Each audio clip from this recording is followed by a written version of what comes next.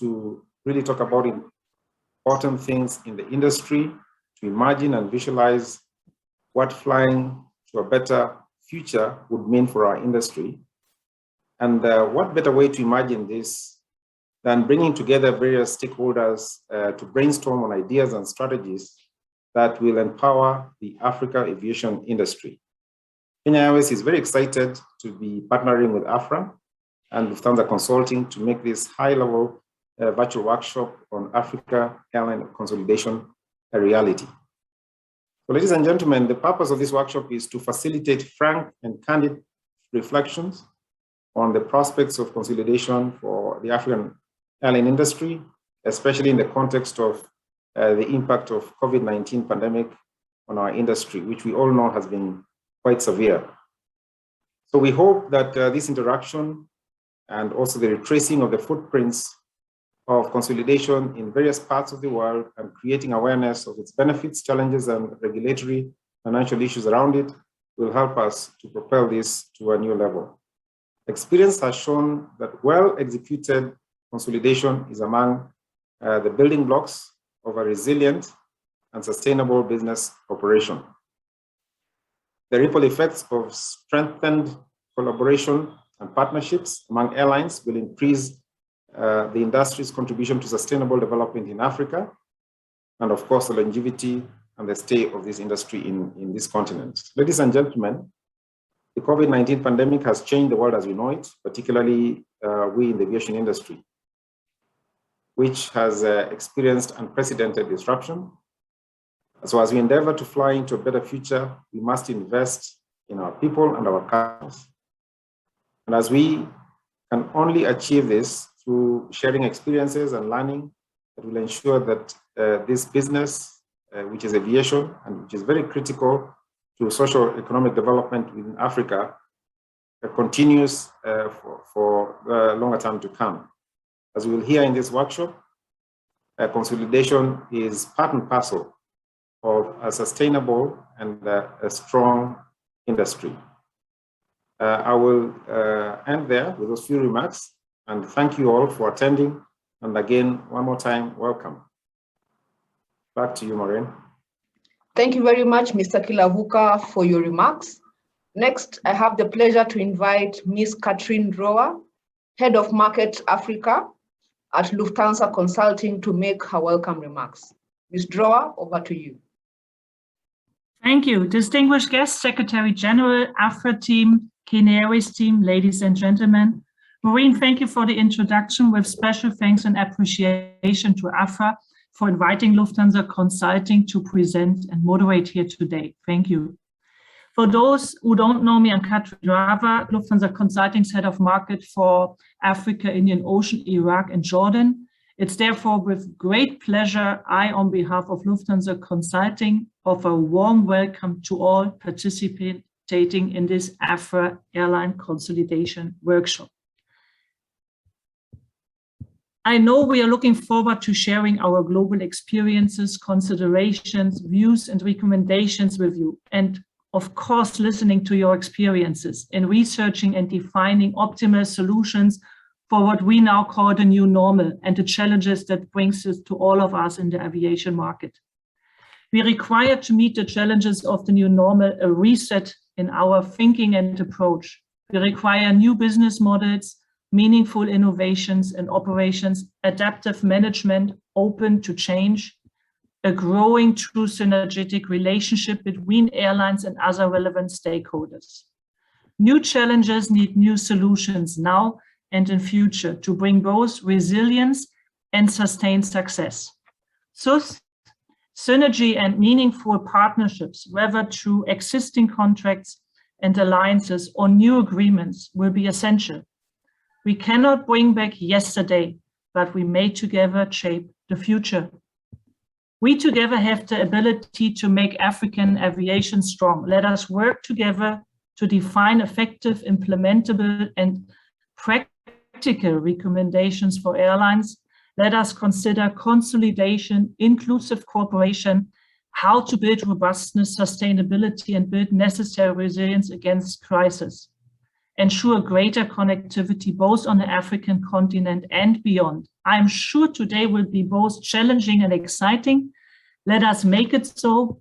Let us build a great future. We have the ability now, and let us show each other and the world we can make African aviation great again. Let this forum be a landmark and a new beginning. Let us all work together and have the greatest of the day. Thank you. Thank you very much, Katrin.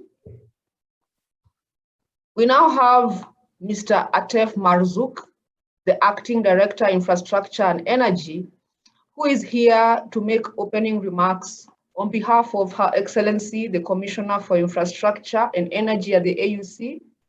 And Mr. Marzouk, you have the floor. Thank you, Master of Ceremony, distinguished participants, ladies and gentlemen, all protocol observed.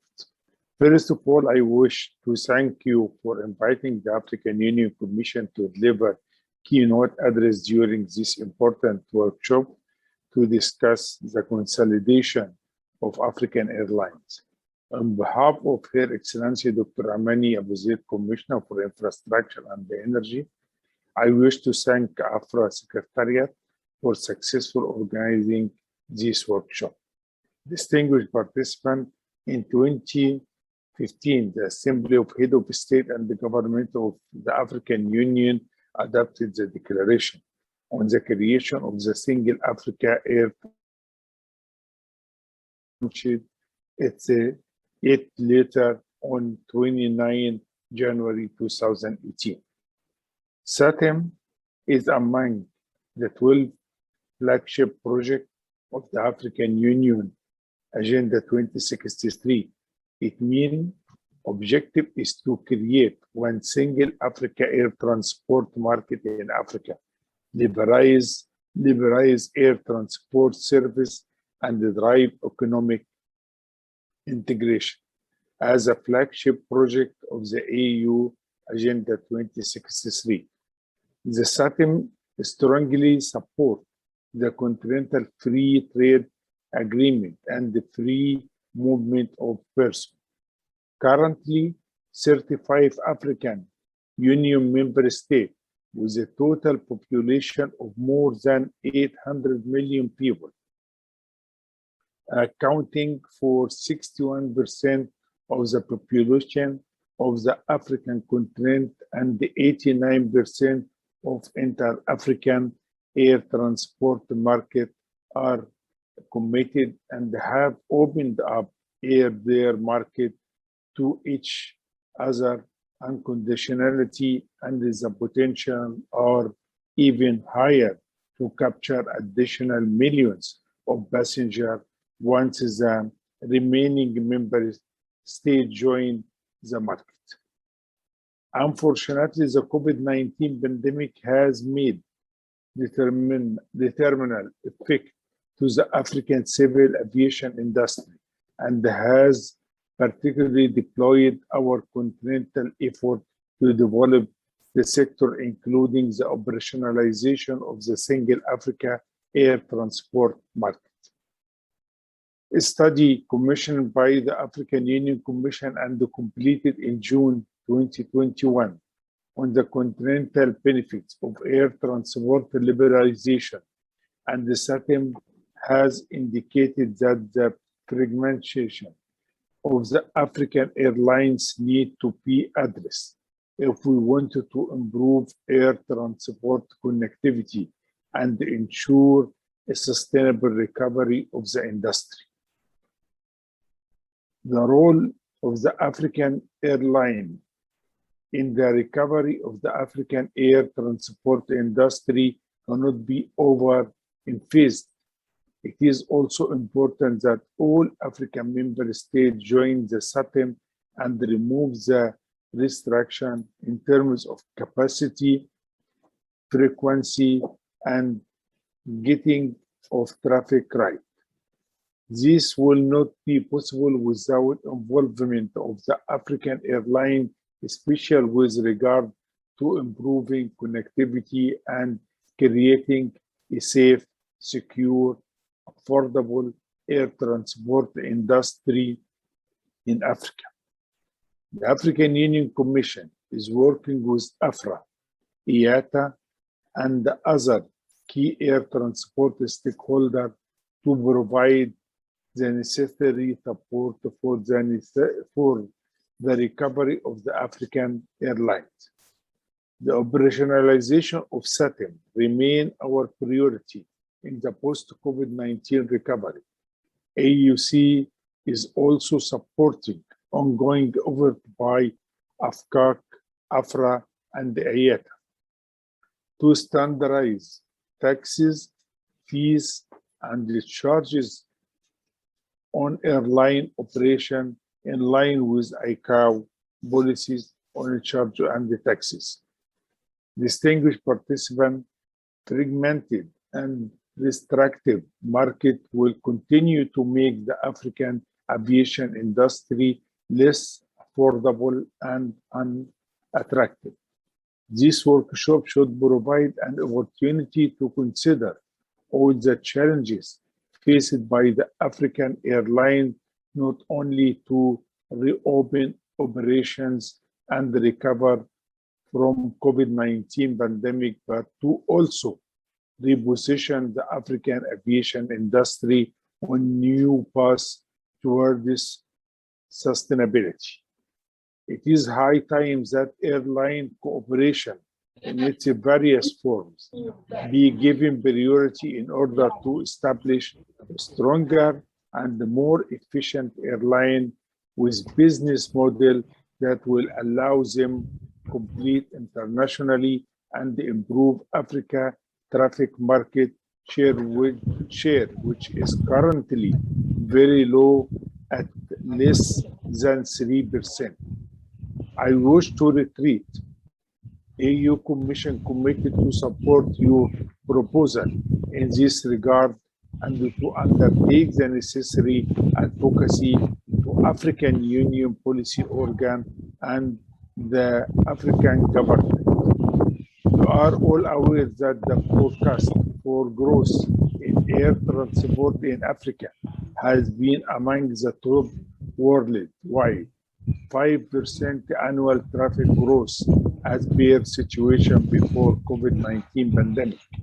This has potential for growth and the socio-economic development, the full operationalization of single African air transport market, supported by appropriate infrastructure and regulatory framework, will offer a great opportunity for African airlines to improve connectivity between African countries, increase routes and the flight between the various capital cities of Africa, and also reduce the cost of air travel. I wish to end by once again thanking AFRAA for successfully organizing this workshop. I wish to reiterate our commitment to establish important dialogue between African airline and the African member state in order to implement the recommendation that will result from the discussion.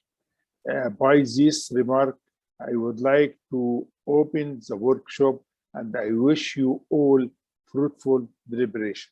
Thank you. Thank you very much, Mr. Marzouk, for delivering the remarks on behalf of the AUC Commissioner. And we certainly do appreciate the various ways AUC and the activities AUC is undertaking to support the development of African aviation. We now proceed to the start of our event, and I will take you through the agenda of what is lined up. We'll start off with presentations to set the subject into context, and the presentations will cover the state of the industry, AFRAA initiatives to support airlines from the impact of COVID, and an analysis of the current market situation in Africa, and also the impacts of consolidation for African airlines, passenger cargo, and air transport growth, as well as connectivity. We'll also have case studies. So the second component of today's workshop will also cover case studies. We will hear from the Air Africa experience, Ethiopian Airlines experience, and Kenya Airways experience, from which we will get an understanding of the attributes and challenges of consolidation from a first-hand experience. We'll also cover the financial aspects of airline consolidation, and we'll receive a presentation on the AFDB perspective. This will be followed by an European case study experience and a summary of the opportunities and risks for airlines pertaining on the subject of consolidation. Then there will be a panel discussion, which will discuss the prospects for airline consolidation in Africa, where our very able panelists will discuss the possible strategies and measures for African airlines, and we will summarize the event with the recommendations for the industry going forward. Without further ado, we proceed to the first presentation of the day, and this will be made by AFRAA, Secretary General Mr. Abderrahmane Berthe, and Ms. Rafaela Irie, Data and Statistics Manager at AFRAA. SG, you have the floor.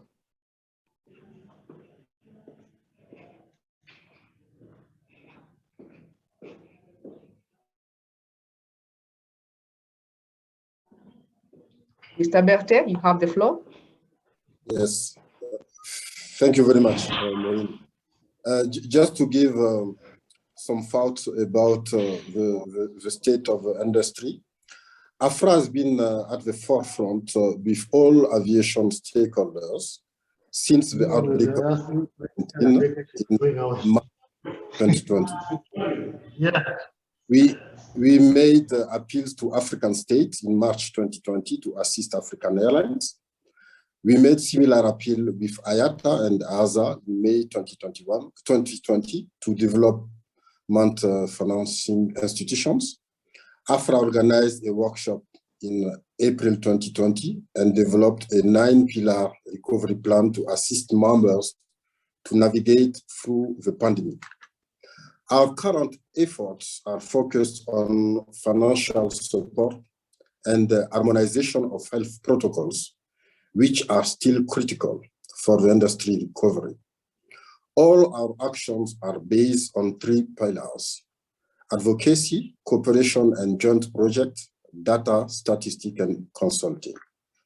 Next slide, please.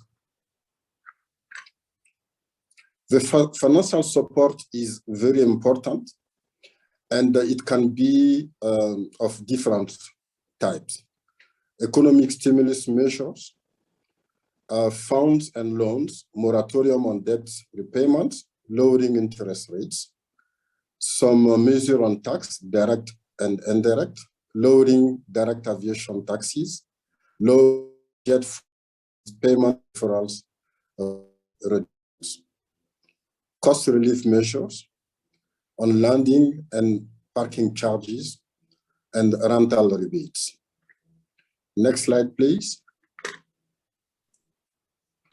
The 2 African Union flagship projects, SATAM and African Continental Free Trade Area, are opportunities for African aviation. SATAM is a driver for market access, which is a critical component for airlines business. AFCFTA is an opportunity for Africa's economic transformation. Removing restrictions on intra-Africa trade will have a positive impact on aviation demand.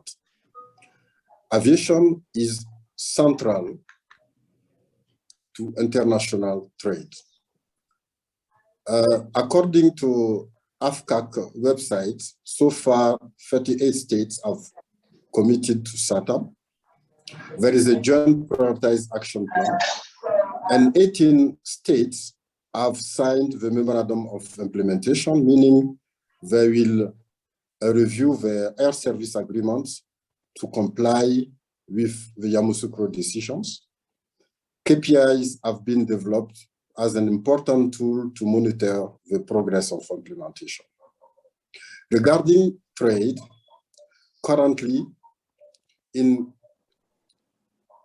2017, 17% of trade between African countries compared to 68 in Europe, 59 in Asia, and 55 in America. The target is to reach 52% by 2022 with the African Continental Free Trade Area. Next slide, please. We consider important for future success some elements. The financial support to airlines, we talked about it already. It is very important to support the aviation sector today. The technology to shape the new normal, digitization and the interoperability of different systems available, using new technologies will help airlines to be more effective and to save costs. Reinvention and redefinition of airline business models. The current consolidation workshop is part of the initiative to define new business approaches. Cooperation among African airlines. We have been talking about this for a long time. We really need now to move forward. It is critical for intra-African connectivity, cost reduction, and capacity sharing. Finally, passenger confidence. Harmonization of health protocols will reduce unnecessary travel restrictions and bring passengers' confidence to travel. As far as we will still have travel restrictions, it will be very difficult to restart our business.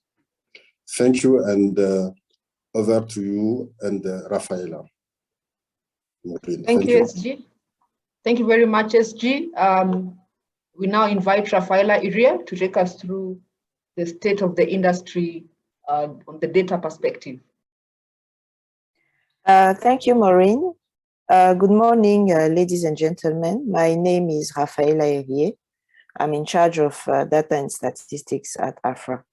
I will take you through some statistics relative to the airline industry in Africa.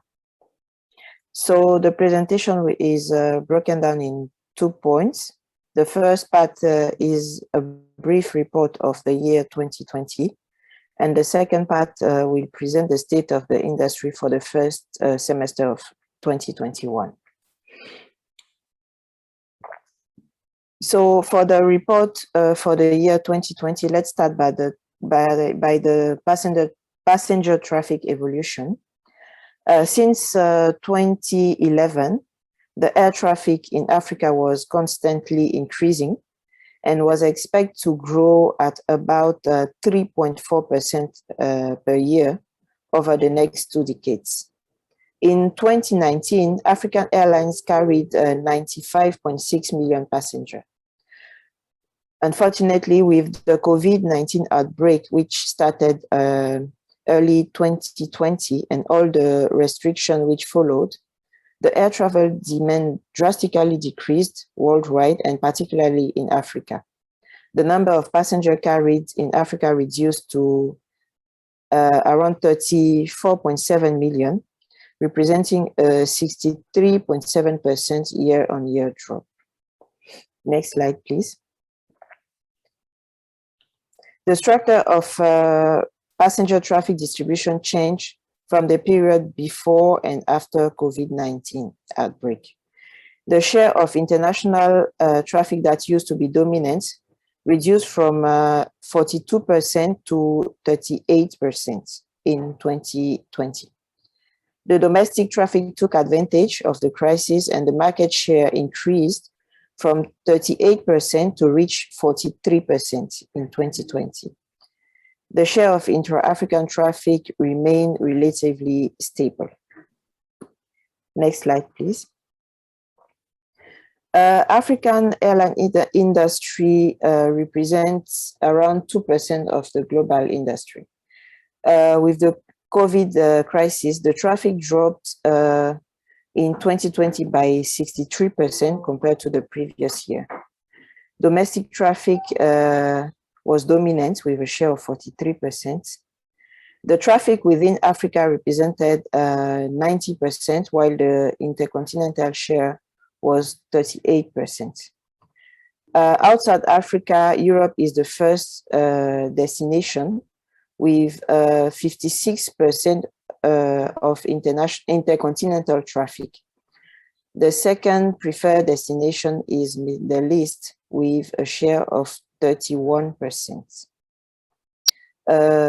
Asia and America have a marginal share with less than 30%, all the region together. Next slide, please. In terms of financial impact, the COVID-19 outbreak has a serious impact.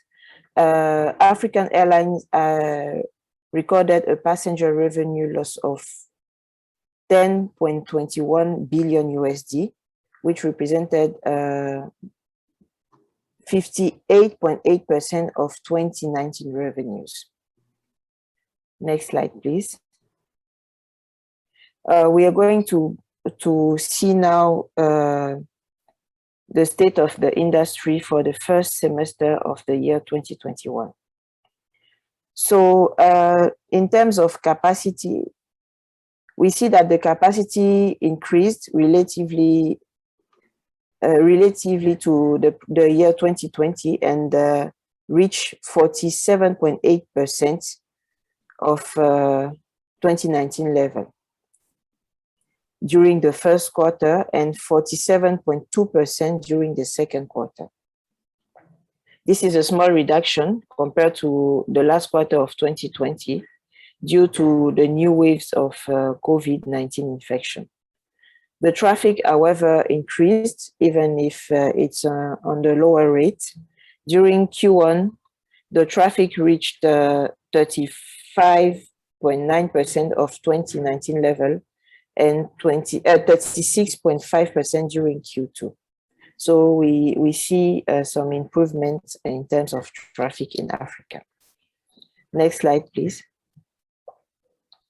For the seats and capacity, seats and passenger distribution, we see that the domestic traffic remained dominant during this first semester, with a share of 48.3% of the seats offered and a share of 59.8% of the passengers carried. Intra-African traffic followed with 33.2% of the passengers and 26.4% of the seats. The intercontinental traffic had the lowest share this semester with 17.1% of the passengers and 55.3% of the seats. And this can be explained by the traffic restriction imposed by the countries outside Africa. Next slide, please. For the financial impact, we estimate the revenue loss for the year 2021 to reach 8.2 billion USD. That will be around 47.8% of 2019 revenues. And that represents an increase of 25% compared to 2020. For the first quarter, we estimate the revenue loss at 2.6 billion USD, and for the second quarter at 2.4 billion USD. Next slide, please, Maureen.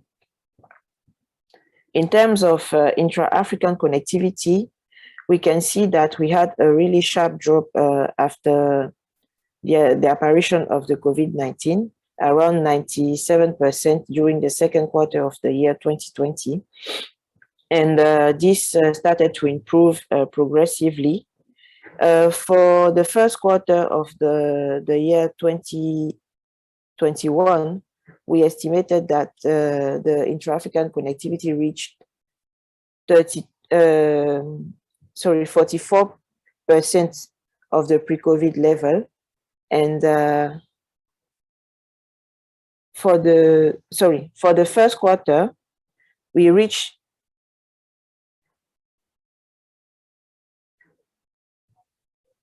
42% of the pre-COVID level. And in the second quarter, 34% of the pre-COVID level. So to summarize, the impact of COVID-19 pandemic was drastic for the second quarter of the year 2020. The situation is slowly improving. However, we remain far from the levels of 2019, and we estimate that the situation will come back to the pre-COVID level around the year 2023. Thank you very much, Maureen.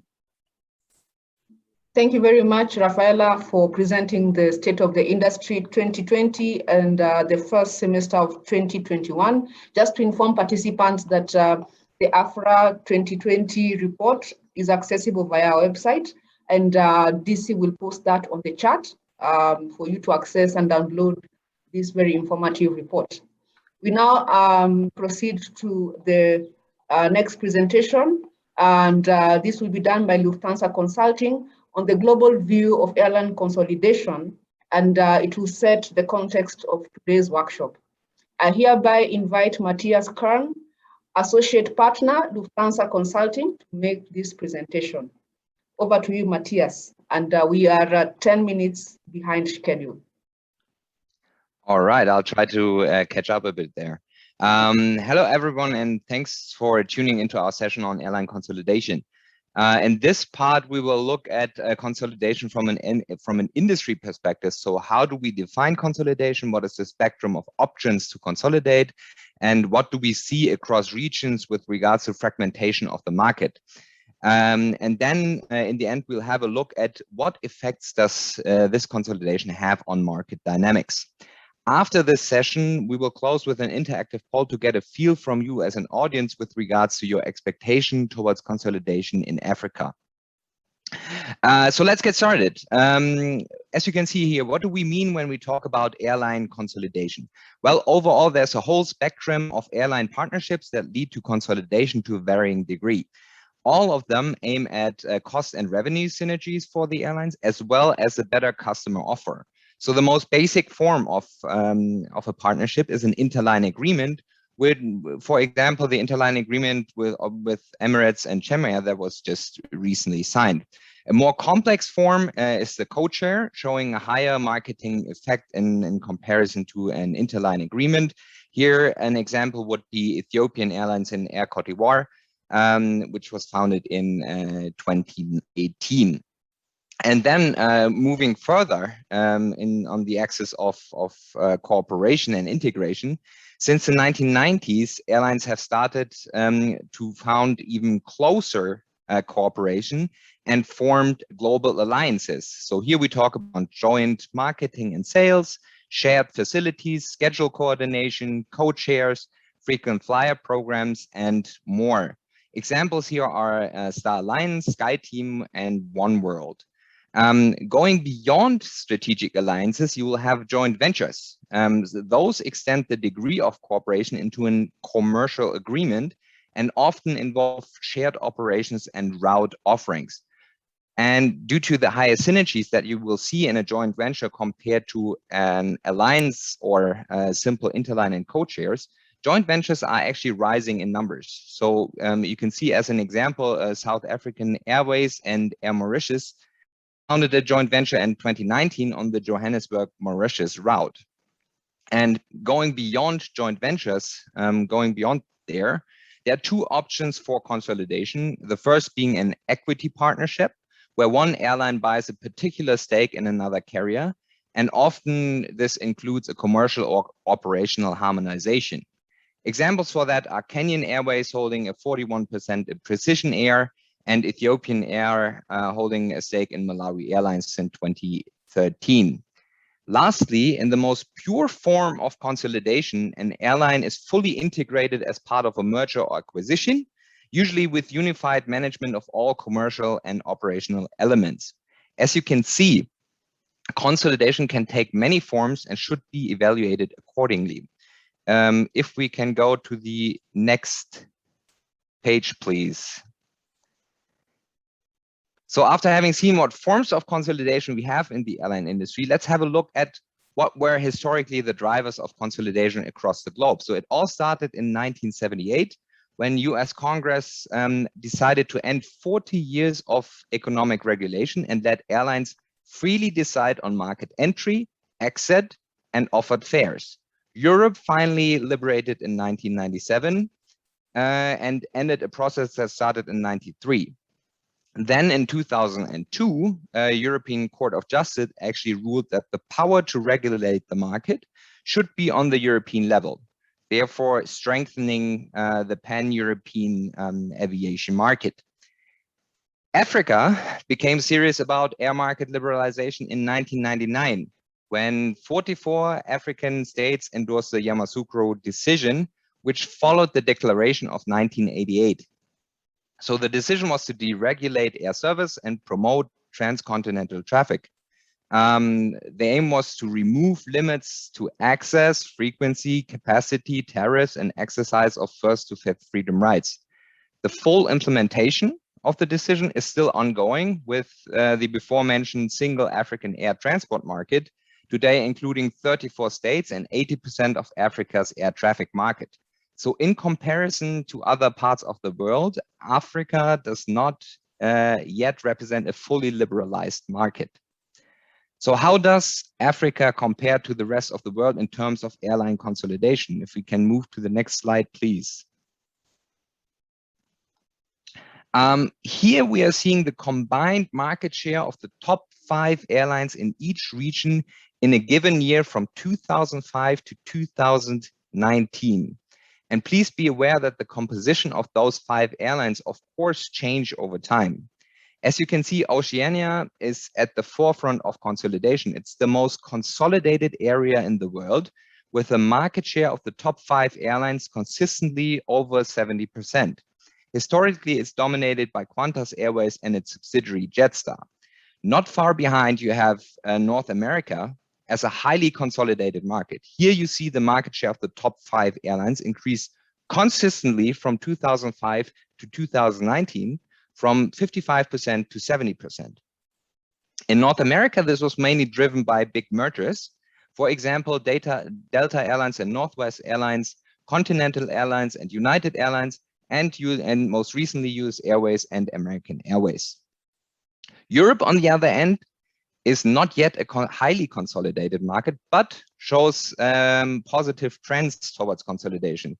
The increases were mainly driven by mergers of Lufthansa with Austrian Airlines and Brussels Airlines, British Airways and Iberia, and British Airways and Aer Lingus. On the other end of the spectrum, you can see markets that show a decrease in market concentration. Starting with Asia, where the emergence of low-cost carriers, for example, AirAsia, and combined with rapid market growth, led to decrease of the market share of the top 5 airlines from 43% to 33% in the same time frame. In Latin America, you have a very similar situation, even though there were some mergers such as GOL and Varig, TAM and LAN airlines which formed LATAM, and you will see that the market shares of the top 5 airlines actually decreased from 55% to 43%, also due to a rapid market growth of nearly 100%. And finally, Africa is also a market facing low market concentration, actually the lowest compared to the other regions in the world. So, and there's a couple drivers for that. African markets appear not to be as mature as other parts of the world, and we are still seeing and forecasting high growth rates. Historically, there was a high level of local protectionism and regulatory complexity, and the regional diversity of the aviation markets in Africa actually limits synergy potentials. So despite a high growth of the market within the time frame, there was a decrease in the market share of the top 5 airlines in Africa from 40 to 30% from 2005 to 2019. So what do we learn here? It seems that the market consolidation follows a market maturity and life cycle stage. Markets that are still growing and see the emergence of new business models next to legacy carriers tend to be more fragmented especially if combined with government support keeping legacy carriers alive. If we can go to the next page, please. So now we're looking at what are the effects that this consolidation actually have on the market. So to evaluate that, we looked at different market dynamics over the same time period, so 2005 to 2019, to see how it correlated to the development of concentration. This is the first one, and as you can see on the slide, global air traffic is growing independently of consolidation. It's growing at a rate of 4% annually between 2005 and 2019. And as you can see, a market that increased in consolidation, like Europe, has grown by 4%, while Latin America and Africa have actually grown while decreasing in market concentration, leading to for us to say that actually global air traffic is growing independently of whether consolidation happens or not. If we can go to the next slide, please. So similar to the total market,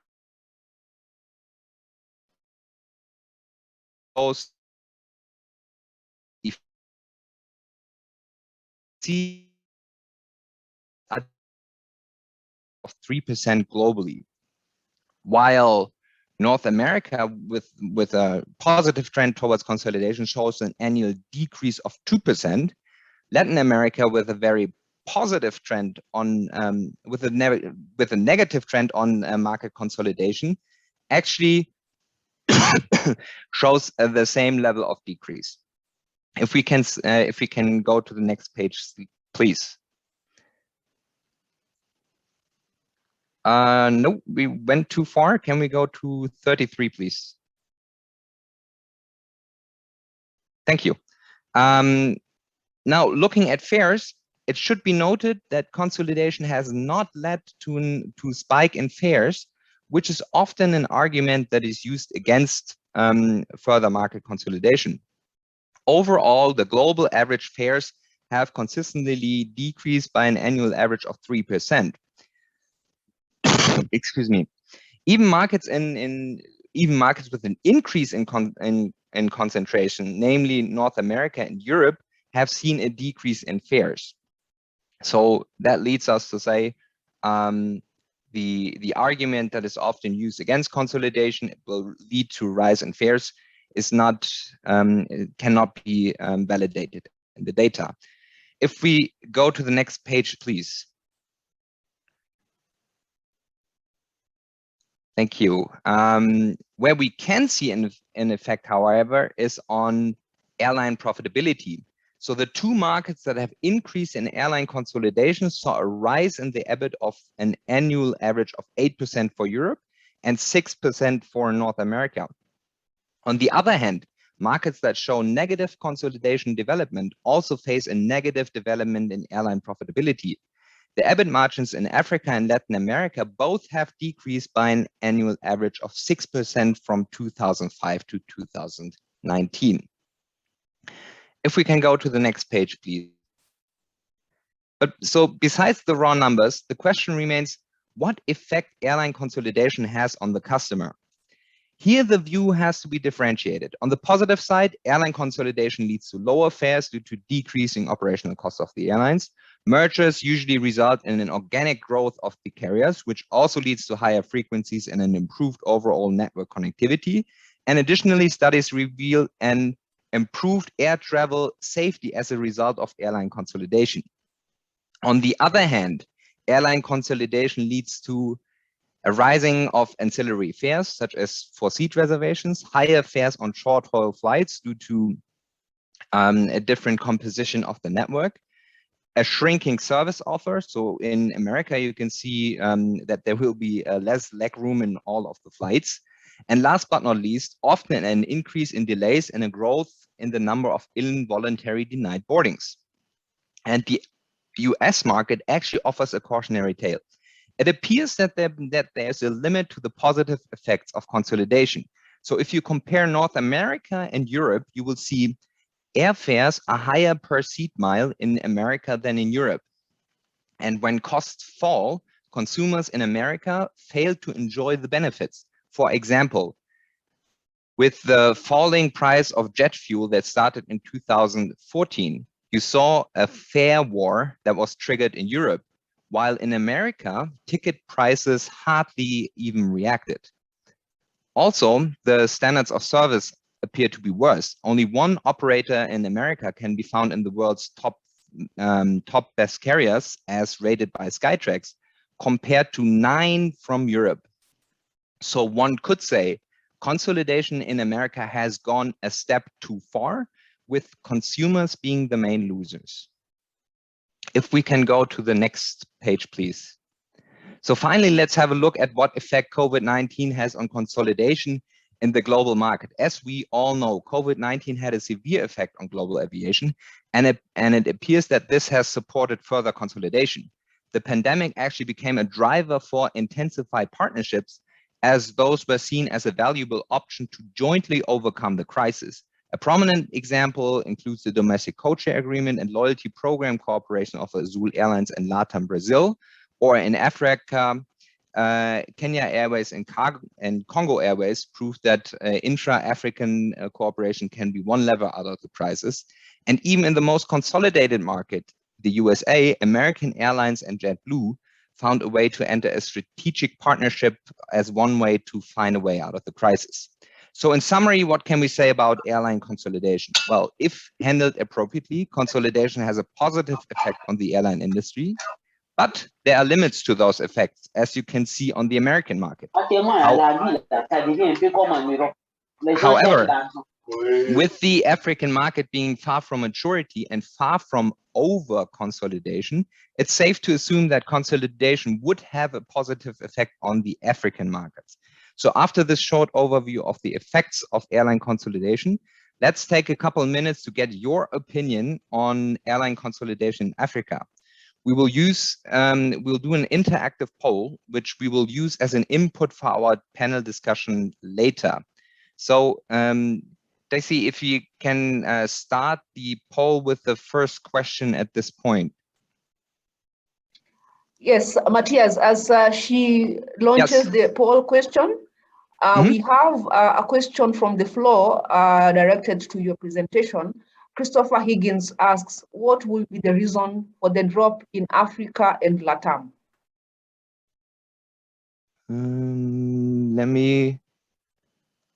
What will be the reason for the drop in Africa? Yes, the drop in level of consolidation. Well, drivers, as I said, it appears to be that there's a correlation with market maturity and consolidation. So with growing markets and with markets that are becoming more liberalized in the beginning, you will see a decrease in consolidation with new business models entering the market. And combined with this continued support for legacy carriers, you will just end up with a more fragmented market. But we expect, as markets become more liberalized and market mature and enter a different stage of the growth period, consolidation will then catch up. Thank you. So we have the poll open. We will keep it up for a few more seconds before we close that. You're still receiving votes?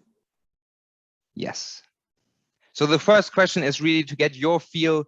What do you predict the consolidation in Africa to look like? So do you expect it to decrease, increase, or stay the same in the next couple of years?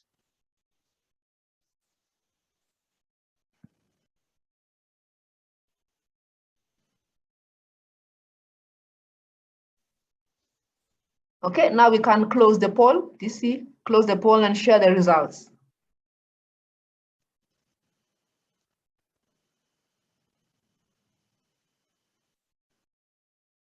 All right. So we have a clear view on that we expect some further consolidation to happen in Africa in the next couple of years of up to 10%, which is quite a number if you look at the development in recent years. All right, thank you. DC, can we go to the next question, please?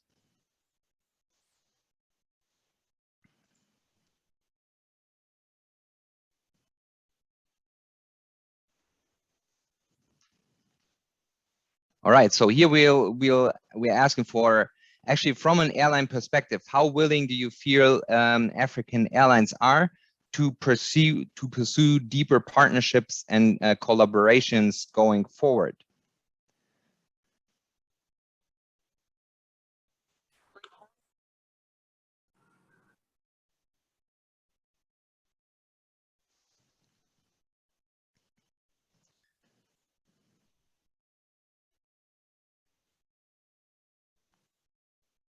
Yes, and as with regards to the questions in the chat, as mentioned in the chat, we will share the slides after the workshop, so you can check on the numbers.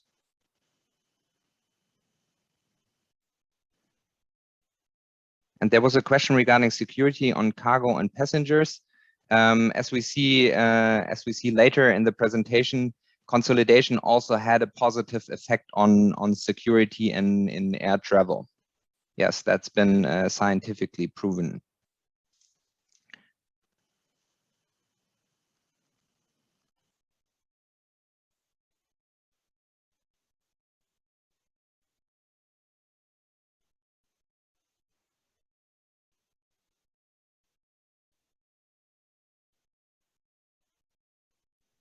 So we have we're closing the poll and sharing the results.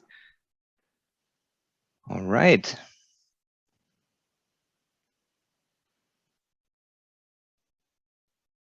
All right. So we have a very positive view on. Right.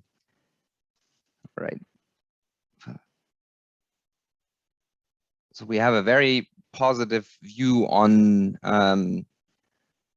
on the willingness for deeper partnerships and collaboration. So that's a good sign, and I think a good kickoff to our panel discussion later. And let's see if this workshop can contribute to foster those partnerships and collaborations.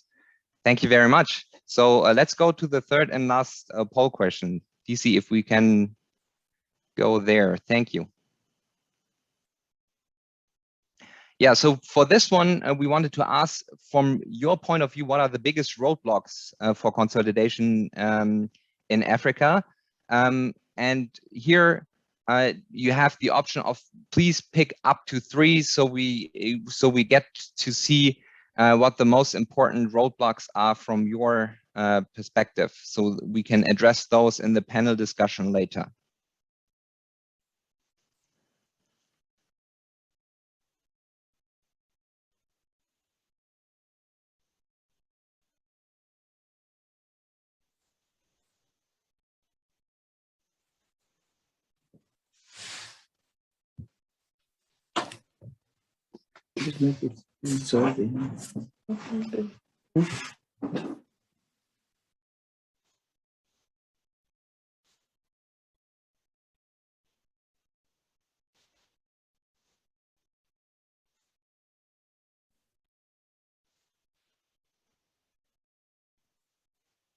A few more seconds before we close the poll.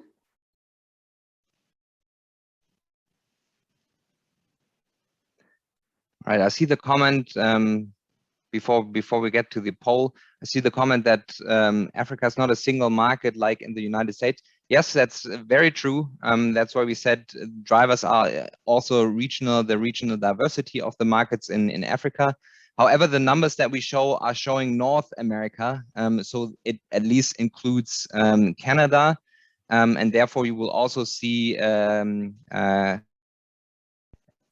Canada in the top 5 airlines for the market share. All right. So let's see. Let's have a look at this one. So we see aeropolitical barriers as 80% tick that one off. So that's a big driver. And next we have narrow national interest and public funding of airlines. Interesting. And the willingness of airlines to cooperate. As it's interesting. This is number 3. Number 3, even though we just saw that at least our participants are very willing to cooperate and to pursue partnerships further. So thank you very much for your answers and for your candor. Thank you very much for your attention. And now as we move forward, we will have a look at the effects from consolidation from an airline perspective with some case studies. Thank you very much.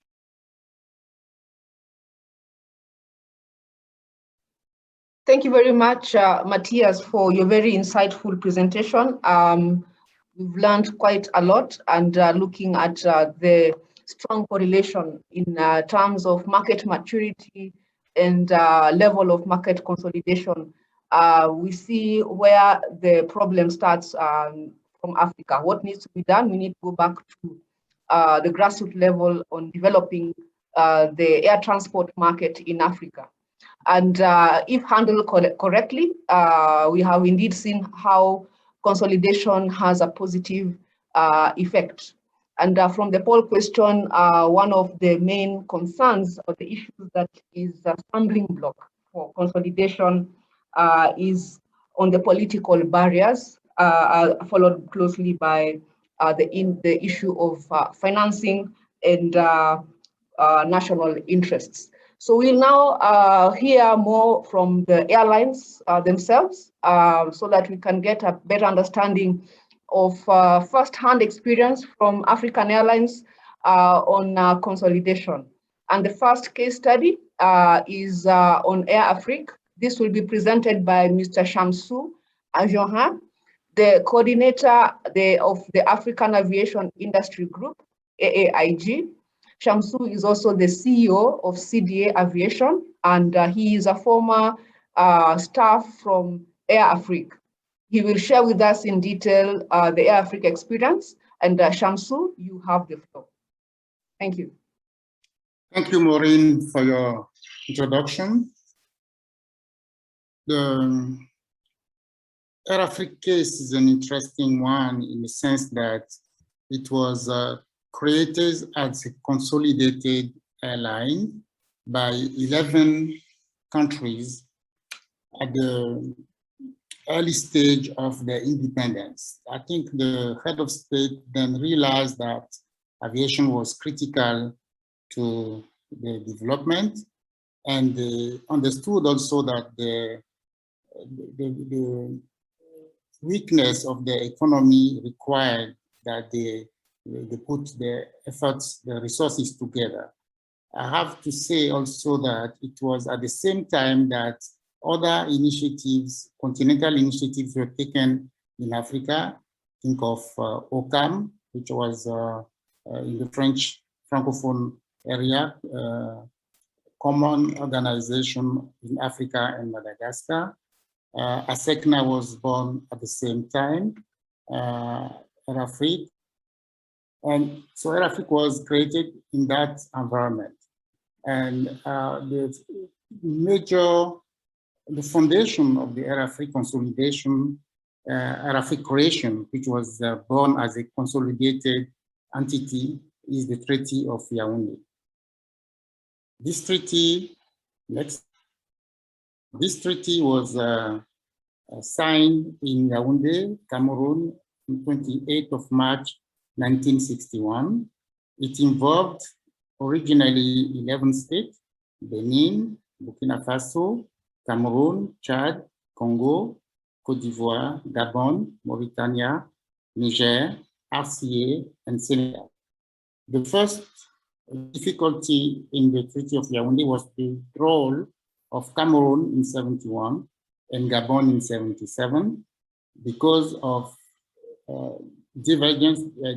differences, opinion differences in the management of the common entity and the power struggle.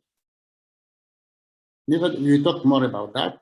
Togo joined in 1964 and Mali in 1992. The benefit of airline was the one single air transport market within the member state and one single international airline. It also allowed for domestic and cross-border operation by national airlines. So I would say that AirAfrique was a system, one international airline, and some domestic national airlines, and they had to share the airspace, the traffic rights, and have an agreement between those entities to have an harmonized operation. Next slide.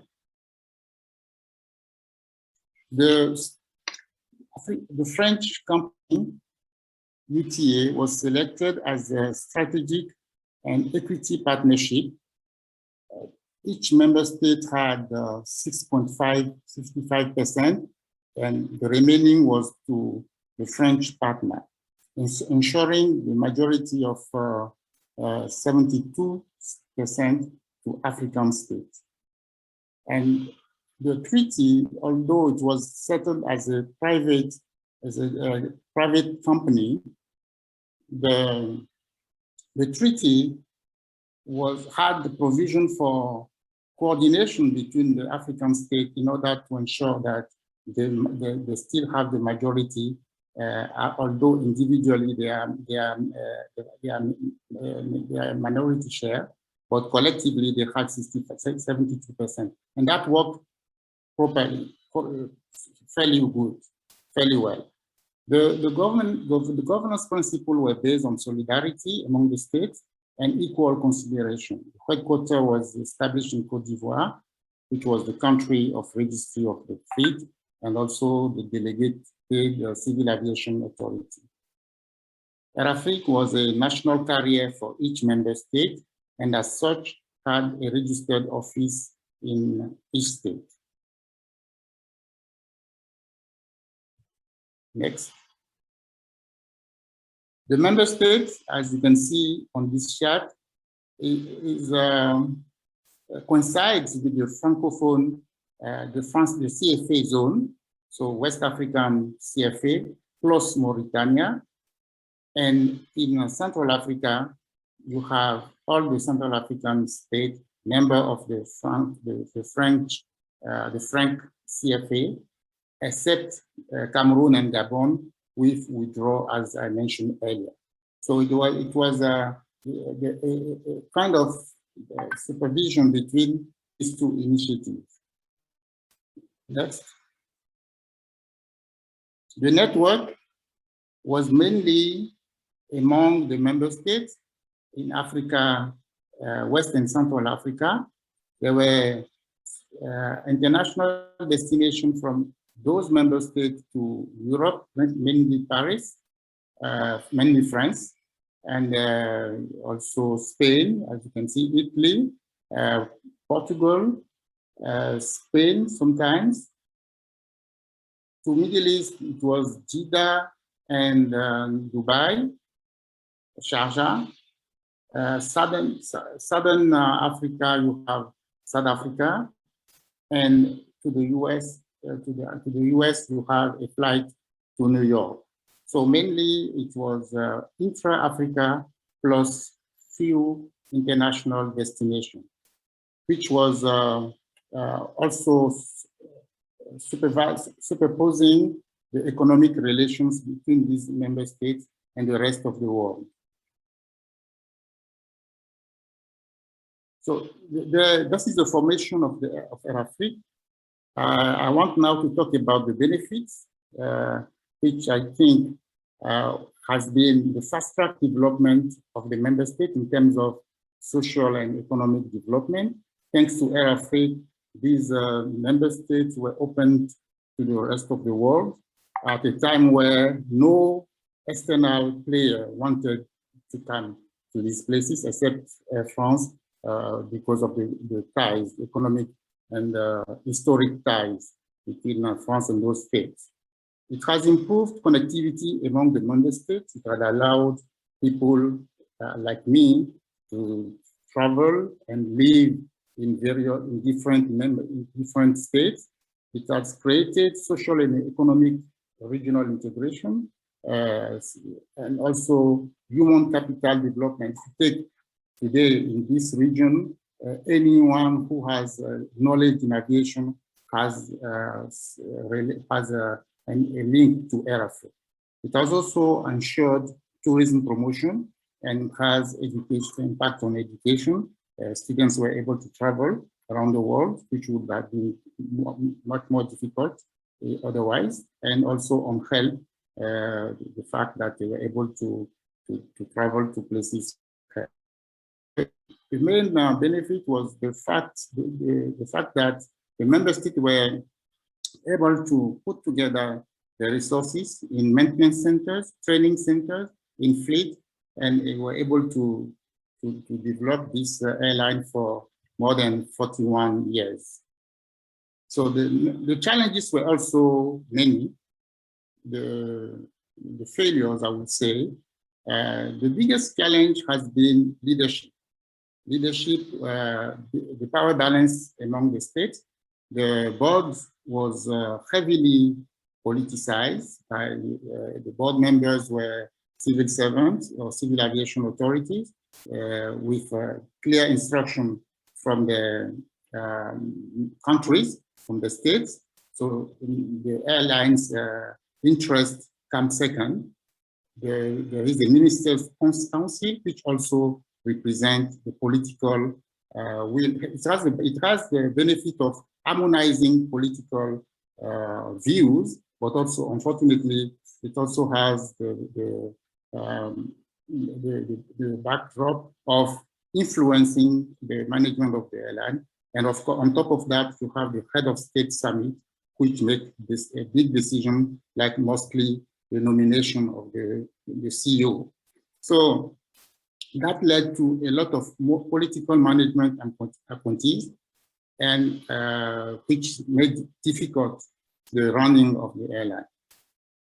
The challenges also were the coordination between Air-Africa and National Airlines Association. You had some countries which believe that the national airlines should have more leeway to expand more, and the treaty didn't allow that, and the balance was difficult to establish.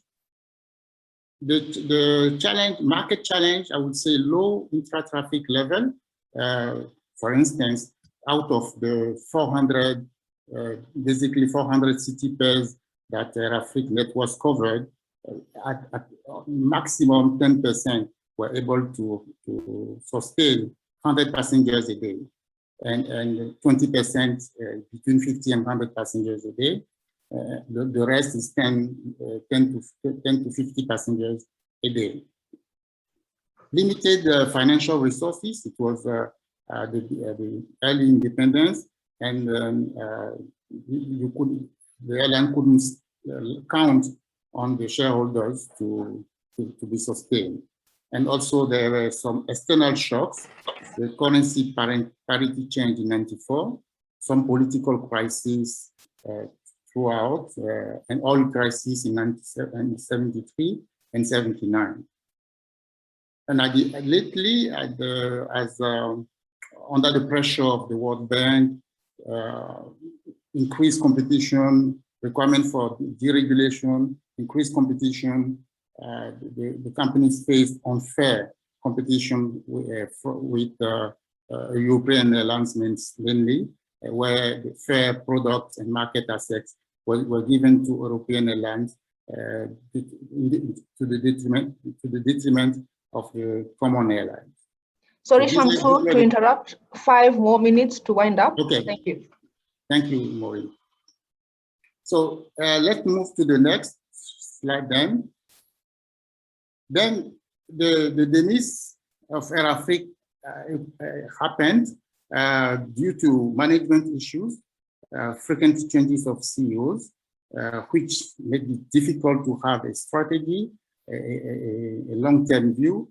There were external shocks, as I mentioned, cumulative losses over the years, and excessive indebtedness, and many failed restructuring plans because of the change of management as well. World Bank pressure on the member state for the triptych then was liberalization, privatization, and consolidation. And during that time, World Bank influenced the airlines to come to the result of the demise of the airline in April 2002. So Air-Africa demise has created a vacuum. Next slide. there was, before I got to that, there were some policy issues. The designation by member state, although AirAfrique was designated as a multinational carrier, there was always some struggle between the AirAfrique designation and national airlines, but that was always resolved by the multinational committee that was established to negotiate the traffic rights. There were some bilateral air service agreement issues also resolved through the multinational negotiation committee. Taxation was a challenge in the sense that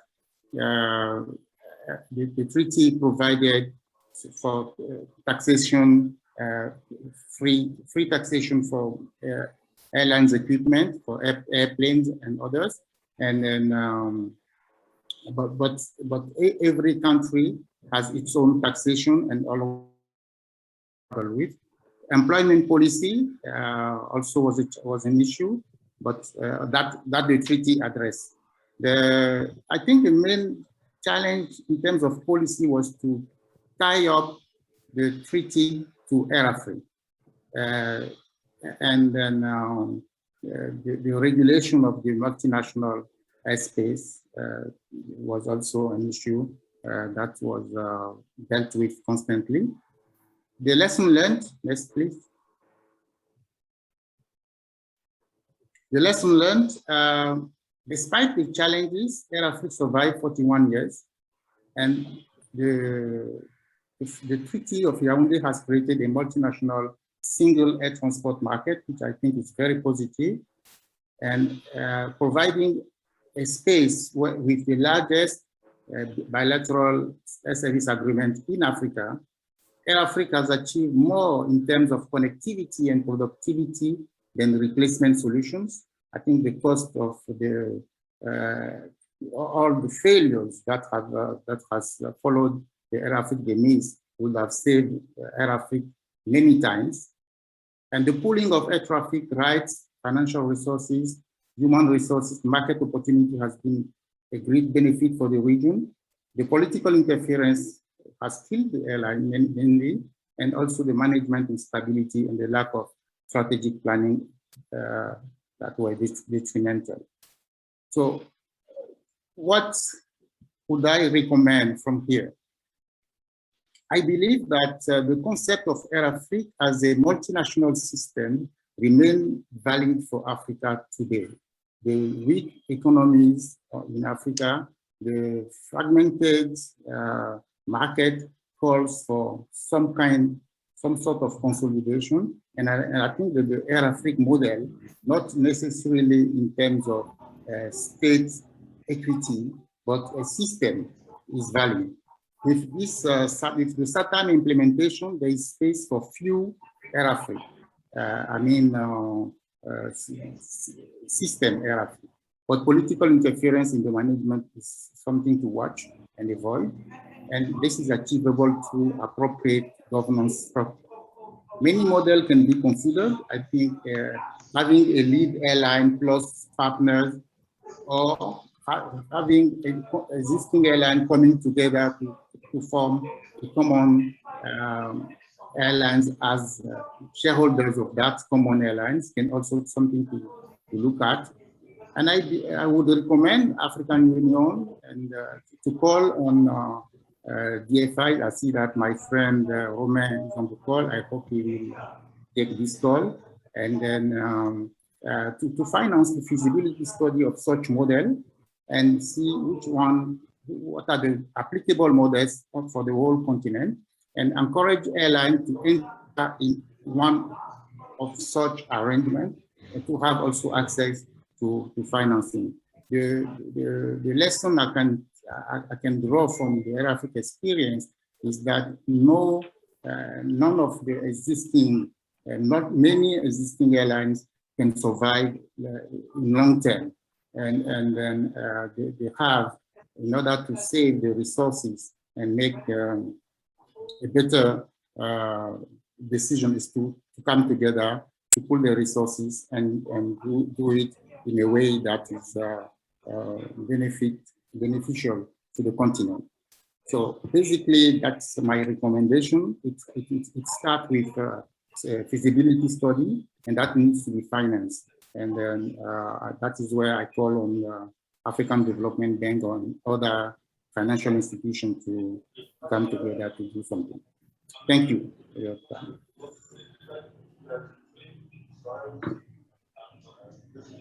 Thank you very much, Shamsu, for sharing an in-depth story of Air Afrique, what went right, what went wrong, and the lessons learned and the recommendations to the industry. Key to note that among the main challenges on the issues that faced the airline was the political interference, corporate governance and leadership, financial resources, as well as the external shocks. Next, we'll listen to a case study by Ethiopian Airlines Group to get the first-hand experience from Ethiopian.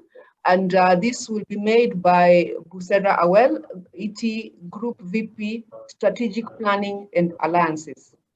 Mr. Busera, you have the floor, and we request that you cover the presentation in 12 minutes. Thank you. Okay. Good afternoon, everybody. Thank you very much for inviting me for this presentation. Okay, I'll go straight to my presentation. This is the experience of multiple hub strategy in Africa. Why multiple hub strategy? Well, Africa is a very, very big continent with 1 billion population. And as it is not really connected, it is not covered. And that cannot be done with one hub in one of the corners of this continent.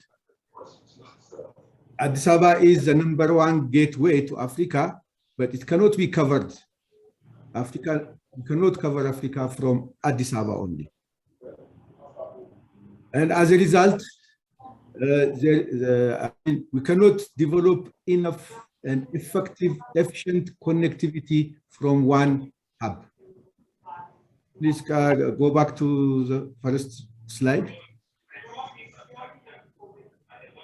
And also, the void should be filled by giving the connectivity. Africa doesn't have railways, doesn't have surface transport. So I think the most efficient transport for Africa at the moment is developing air transport. Next, please. So, with this in mind, we have created some hubs in Africa. The #1 is with African Airlines. When we create the hub, it is with partners. We had equity partners. We create airlines in different parts of Africa. The first one was African Airlines, which we started in 2010 in Lumi, based in Lumi. Now it has 9 aircraft. The 10th aircraft will be delivered next month in October. It's serving 22 destinations at the moment. Well, had it not been for COVID-19, by now it should have been flying to Paris, Dubai, and Beijing. Hopefully, we'll do this next year. And you may say, why Lomé? Why was Lomé selected to be the hub? Well, our first choice, because of volume of traffic, was we want to do it in Nigeria, we want to do it in Accra, we want to do it in Abidjan. But none of them were ready for that, to work in partnership with us. So we chose Lome because geographically it is exactly in the middle of West Africa and Central Africa. And now it's evident Lome has become a hub for West Africa. It is effectively connecting West and Central Africa. And the other one is Malawian, which we started in 2014. Now it has 2 aircraft with 7 destinations. The same here, where our growth is dragged because of the COVID-19. We have Ethiopia and Mozambique. By the way, Malawian, it is 49% ownership of Ethiopian Airlines and 51% Malawi. But Ethiopia and Mozambique is a domestic operator in Mozambique, which is fully owned by Ethiopian Airlines. And we have Chadia, which we started in 2018, and after 1 year, COVID stopped it, but we are still operating. And Zambia Airways will come very soon. It's not shown here. Next slide, please. Okay, how does the hub work? Here you can see this is Ethiopian Airlines network. And in West Africa, we have ASKY, and in Central Africa, we have Chad, and we have Malawian. Zambia Airways also is coming. These small airlines, as soon as they become operational, they join this network. And when we develop a schedule, we make sure that both airlines will have feed with Ethiopian Airlines, with a big global network. And on top of that, if you go to the next slide, please. Yeah, here we have, okay, here, just to give you an example, we have a flight from Newark and JFK to Lome. We have a daily flight. Okay, this daily flight, when it arrived into Lome, when you go to when you see the ASKY network to the right, this flight feeds all ASKY flights out of Lome. And also these flights, when they arrive to Lome, they also feed the New York flight. So in this case, a passenger from America doesn't have to go Europe, doesn't have to go to East Africa, to Addis Ababa or Kenya, or doesn't have to go to South Africa, doesn't have to go to Middle East. A passenger from the United States can fly to Lome and connect East, West, and Central Africa in Lome using ASKY. And it's not shown here. We have also another one, another arrangement with Air Côte d'Ivoire. We started it just before the COVID. It's suspended for the time being, but we will start it maybe in few months this time. We are working on it. That is, we will have a flight from Washington, DC to Abidjan. And at Abidjan, all Air Côte d'Ivoire flights are fed with this flight, and they take passengers to the region. And from the region, they bring to Abidjan, we take them to North America. So in Abidjan, we are having feed rationalized network with Ethiopian Airlines, Air Côte d'Ivoire, and ASKY. So this is a very good arrangement to serve the intercontinental traffic, and I hope in few months we'll start the Abidjan-Washington flight shortly. Next, please. So, well, what are the benefits? This spurs African national carriers. It lays the foundation of Pan-Africanism. It enables African carriers to increase their market share in the continent. As you know, the African carriers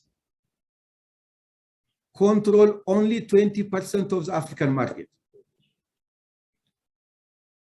Unless we cooperate and form partnerships, we cannot regain this market share. I'm sure Mr. Shamsu remembers time of Air Afrique, Air Zaire, Nigeria Airways, and Ghana Airways. At that time, the African carriers were controlling 60% of their market. Now, only 20%. So, partnership goes without say. So it begins Intra-African Connectivity, enhances traffic development in the region, of course, creates jobs, creates feed-the-feed in between partners, and it is an instrument of encouraging Saturn. Next, please. In a way, it also helps to liberalize and liberalization and deregulation of the markets, enhances aviation safety and security, investment-oriented transport infrastructure that facilitates growth and improves safety, reduces fuel, landing, handling, and navigation costs. Why I am saying this? These small airlines, which are in partnership with Ethiopian Airlines, which are equity partners, whatever negotiations they make it with Ethiopian Airlines, with a big volume. And they have very good cost advantage. So advancement of information technology, we can help these new airlines in developing the system, eases the restrictive money transfer, investment in the development of tourism. It encourages tourism also. Next, please.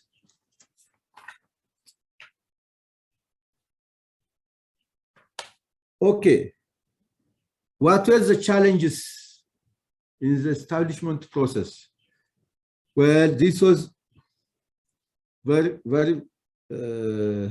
was a very difficult. Number one,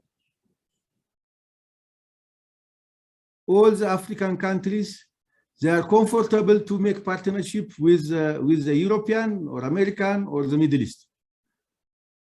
When an African comes for partnership, the resistance is really too much.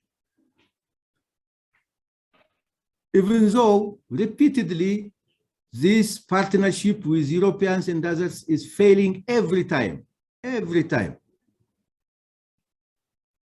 But despite all this, we made it in Lumi, and I think we can proudly say we proved that Africa partnership is more successful than the others, because ASKY is the only successful airline now in West Africa, and the only profitable airline,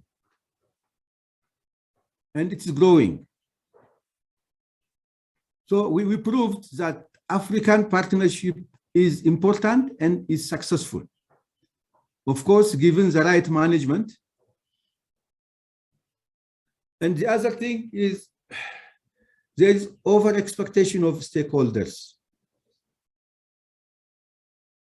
which means people, they forget that airline industry is very capital intensive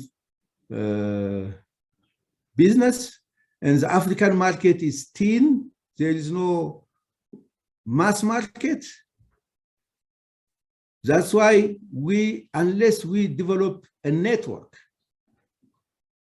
6 freedom operation, in Africa, airlines can succeed only if they develop a sixth freedom operation with efficient network feed and defeat.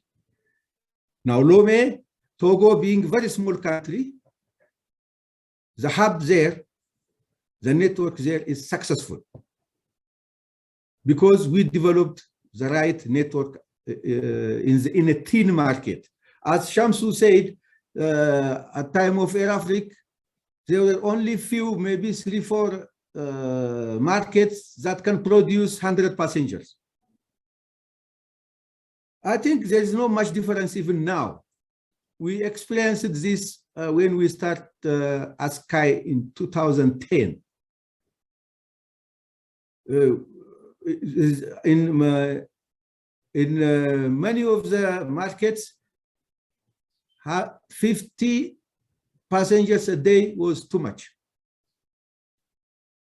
So you cannot have a point-to-point traffic to point-to-point service. So you have to develop a network. So now that's why ASKY is really is successful there. And the other challenge is government interference. Even though, for that matter, even though ASKY was fully private, owned by Ethiopian Airlines, EcoBank, BOAD, EBID, wherever we fly, the government interference was there in asking employment to take somebody's cousin and asking you to delay flight,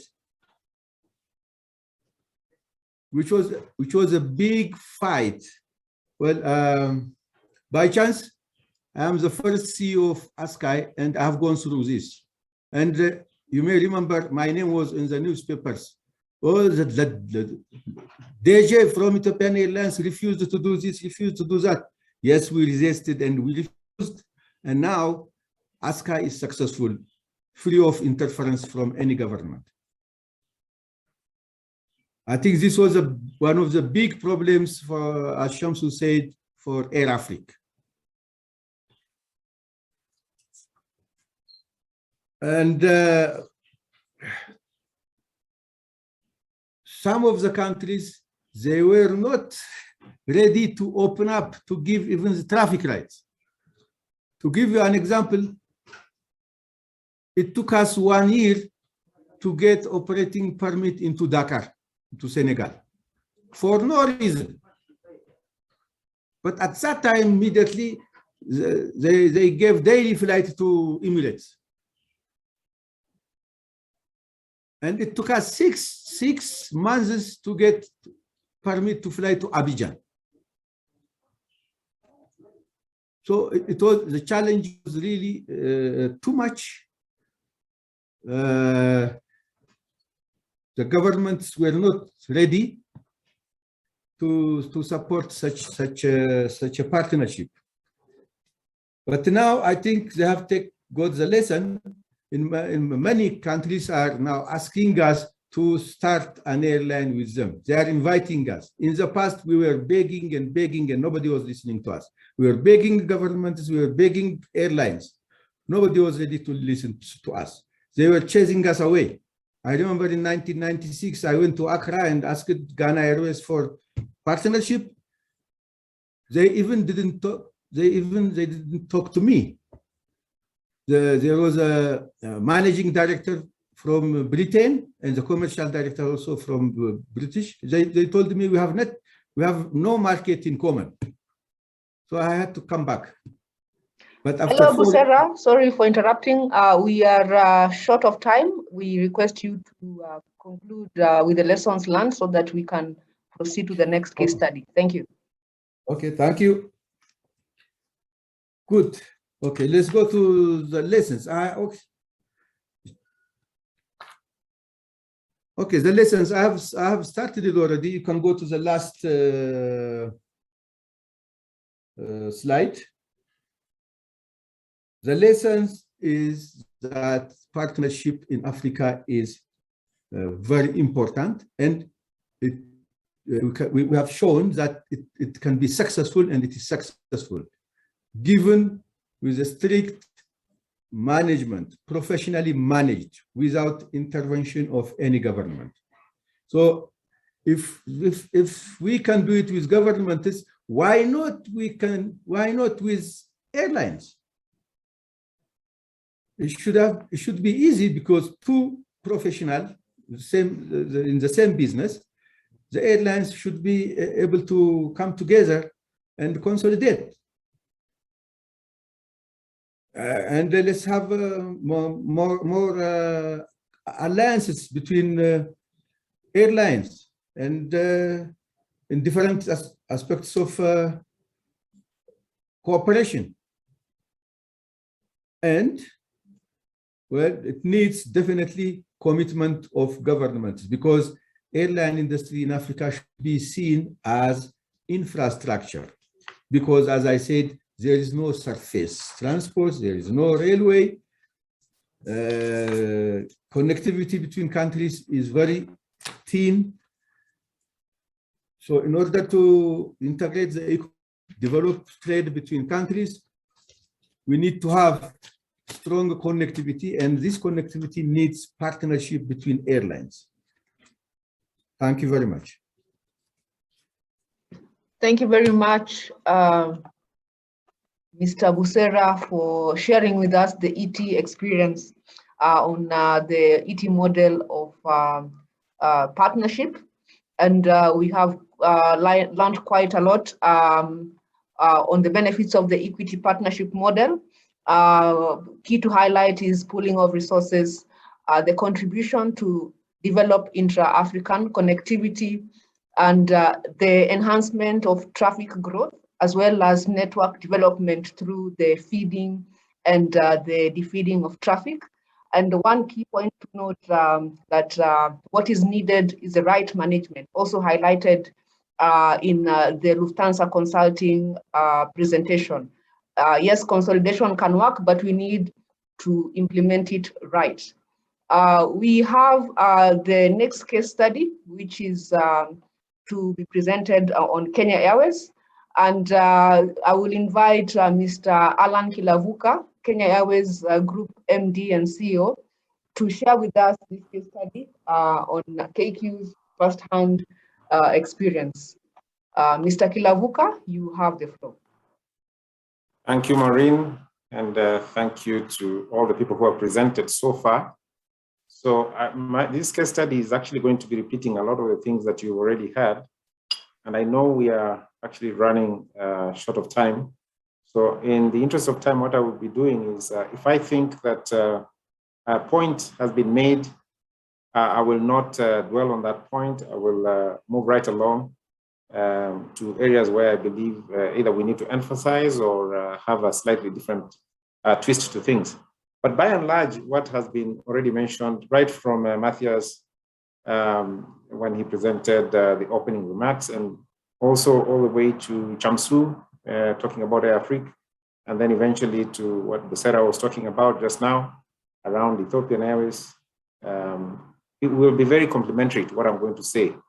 So you will listen, you'll hear the messages kind of repeated in maybe different words and in different settings, but it is really the same thing. So if we go to the next page, I'd started here, but then I just realized that a lot of this has been said already, really trying to define consolidations, and that has already been very aptly done by the Lufthansa Consulting Group. So I will not dwell here. Only thing I'm going to mention here is that these blocks, of course, you had it mentioned right from the beginning. I think Katrina is the one who said it maybe, that these blocks have been there, particularly in Western Europe and also in the North American space.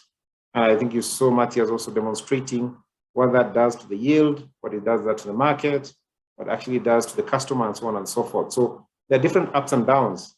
But we as an African aviation industry have not done very well in sort of speeding up the whole discussion around consolidation. I was very curious to note that the total number of seats in Africa is only 0.2 billion, if you compare that to the US, which has 1.4 billion seats. Now, in Africa, aviation, I think, according to studies, we have over 400 small operators. Some are, even those ones who say are big, are actually not big by global standards. Of course, if you look at North America in particular, there are only a few, I think 3 or 4 large groups which operate as a consolidated group, and therefore are able to wrap up profitability and efficiency, and also reduce their unit cost. So very important point to note. Let's go to the next page, where I will just give you a few examples from a Kenya Airways perspective. I will start off with our latest partner, which is Congo Airways. We released a press statement I think this morning, where we have now gotten into a partnership with Congo Airways. Congo Airways is a fairly new airline, about 4 years old. We, on the other hand, are over 44 years old. Just go back to the Congo Airways, please. Congo Airways page. Back. Yes, there. Yeah, so we had signed a memorandum of understanding in May, actually, this year. So what we're doing now is we identify the market within Congo and want to support Congo Airways to move people within Congo. It's a large, vast country, probably the largest in sub-Saharan Africa. And then also, just like what Busera was saying, we, like many other African countries, has a very poor infrastructure from a land infrastructure perspective. So, and of course, because of the size, it's very critical for Congo to develop and continue to grow the aviation industry. So we, as partners of Congo Airways, are going to support that growth in Congo by providing the technical support that we need, training, even maintenance. We obviously want to grow this into a more substantive partnership, which we are, according to the agreement that we have signed. But first off is to provide them with the resources they need. So we have just going to be delivering two aircraft. One is going to go tomorrow and the other one on Friday, which is going to support the local domestic operations. And then also, just like you had in the earlier presentation, support the feeding into the hub that will obviously spread out to the rest of the world. So the point here being really work in a collaboration with Congo within the ideals of Saturn. All this to help to bring down the unit cost of operating of both airlines and support the growth, technical growth, even financial growth, capacity of both airlines. So very excited about this. Also, in addition to just the passenger side, we also have a cooperation, co-chair cooperation with Congo Airways. And what we intend to do is to continue growing this kind of cooperations across the continent, because in the spirit of partnership, collaboration, and consolidation of the African airspace. Next page, please. So I thought we should take a step back and look at East African Airways. This is one of the older consolidated airlines in Africa. East African Airways, as you see there, was set up in 1946, and for close to 30 years was actually doing a good job, with the membership of Kenya, Uganda, and Tanzania. But then, because of political differences, this particular very viable, in my opinion, very viable airline collapsed in 1976. You will see that by the time it was collapsing, first of all, for the first 25 years, it was being operated by British Overseas Airlines, so kind of a separate one from the countries or from political interference. But right from 5 years to collapse, countries started interfering. Of course, political differences came in, and eventually the airline collapsed. The other thing to note is you see that in 1975, they had 16 aircraft and 4,700 staff. That staff was bloated, I believe, again, as a result of poor management and also political interference. because that number of staff for that number of aircraft obviously is not justifiable. Or one would argue, of course, then in 1975, the processes were not automated, so maybe you needed more people, more manual work. But nonetheless, I think those people were too many for the size of the airline. So it collapsed, not because it was not viable, because if you look at the objectives of the airline was to continue to promote the linkages between Africa and particularly England, because it was set up during colonial times. And it did that effectively. Also helped to move people around East Africa and outside East Africa. The international routes were more than the local ones because people locally would travel mainly by road. So without political interference, the lesson is that this particular airline was very successful, but the moment there was political interference, the moment there was other interests other than the airline, obviously this was very difficult. In addition, you will see that this was actually ahead of its time, just like Air Africa. Ahead of its time because already you had open skies operating within the East African community. So I think maybe we moved backwards instead of forward. We had already thought ahead of time, but in 1976 we moved backwards, and this is the time now for us to think about how to come up with models that will mimic what our forefathers in this continent were thinking about when they came up with airlines like Air Africa and East African Airways. Next page, please. Yeah. Well, what we have done also, I wanted to give another example of Kenya Airways and the consolidation that we have. We have a partnership, which is an equity partnership and also a JV with an airline called Precision Air, which is based in Tanzania. And we set up this joint venture in 2003. We have a stake, of course, 41% stake in this company. And we participate actively in the management of the company.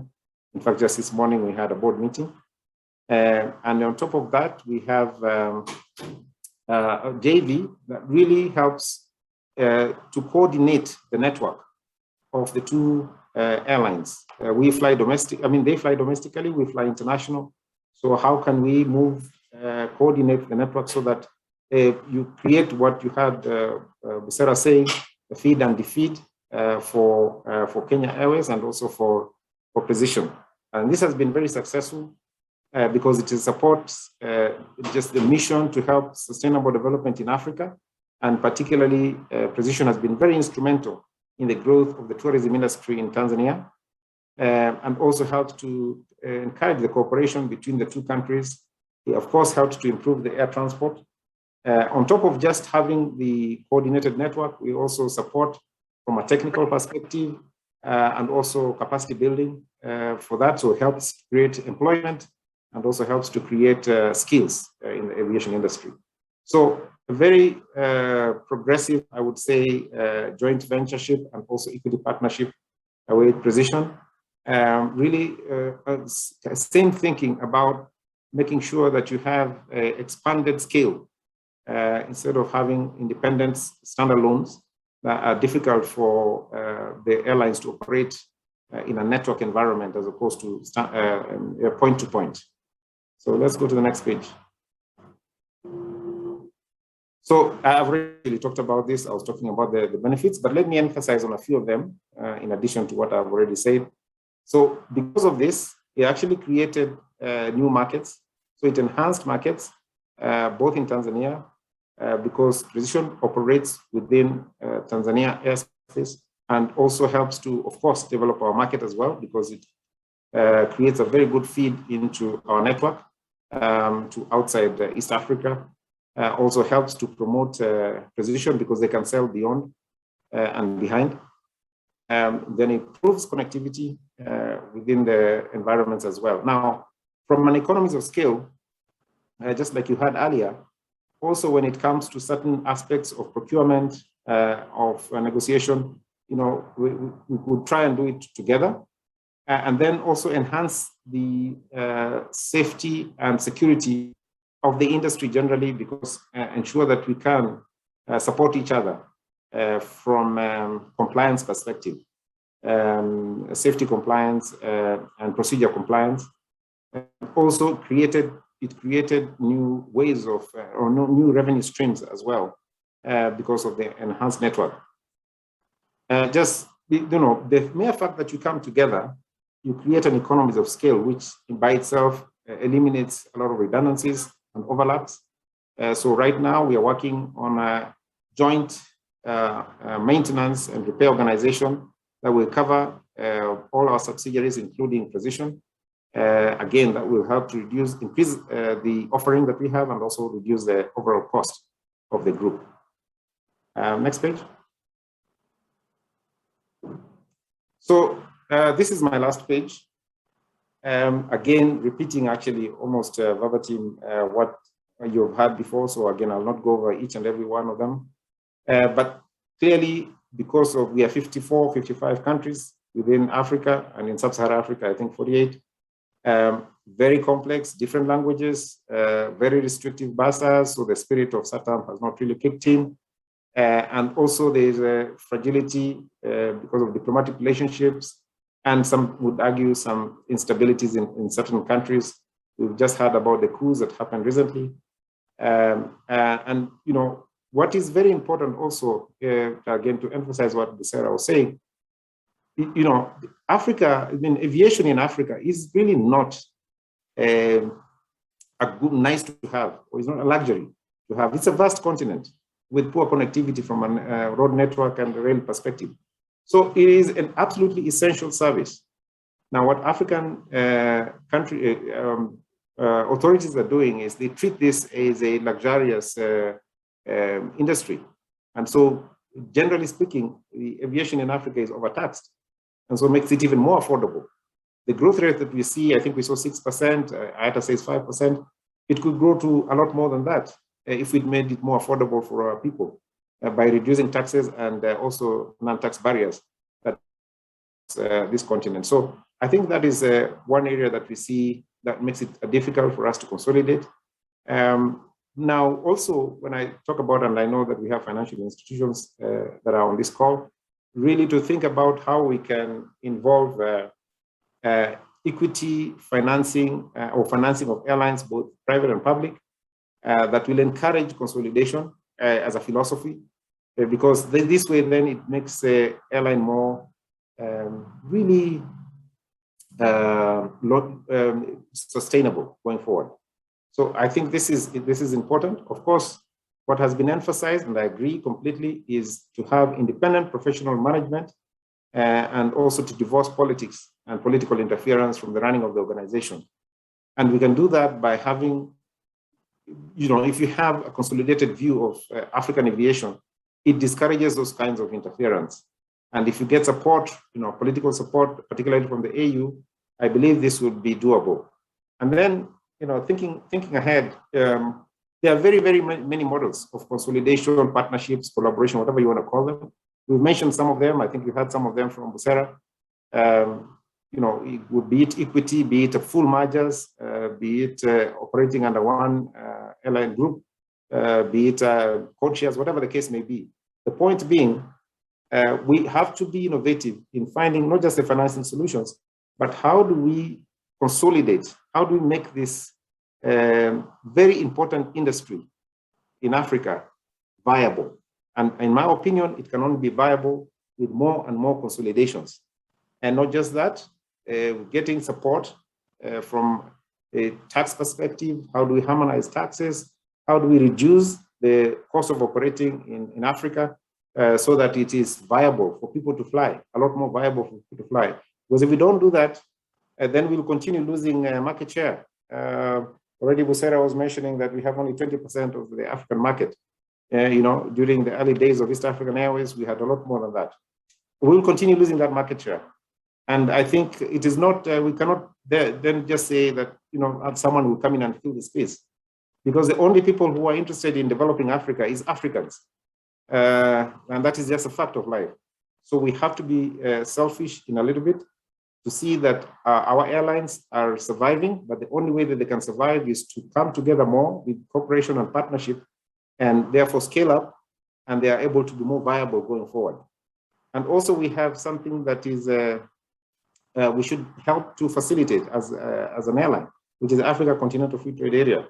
So it is our responsibility as the aviation industry to support this by providing the necessary connectivity across Africa, so that we move from only 16%, is what I saw earlier, to the 52% that we referred to earlier. So my plea and my strong support is that Africa can continue to enhance collaboration and cooperation for the benefit, not just of the aviation industry in Africa, but really for the greater good of development in the continent. So that is my submission. Thank you very much for listening to me. And of course, I will be happy to answer any questions. Thank you, Maureen. Back to you. Thank you very much, Mr. Kilavuka, for an in-depth analysis on KQ's experience on the partnerships, as well as sharing with us the East African Airways experience, what worked and what did not work, and what lessons we need to learn for the way forward.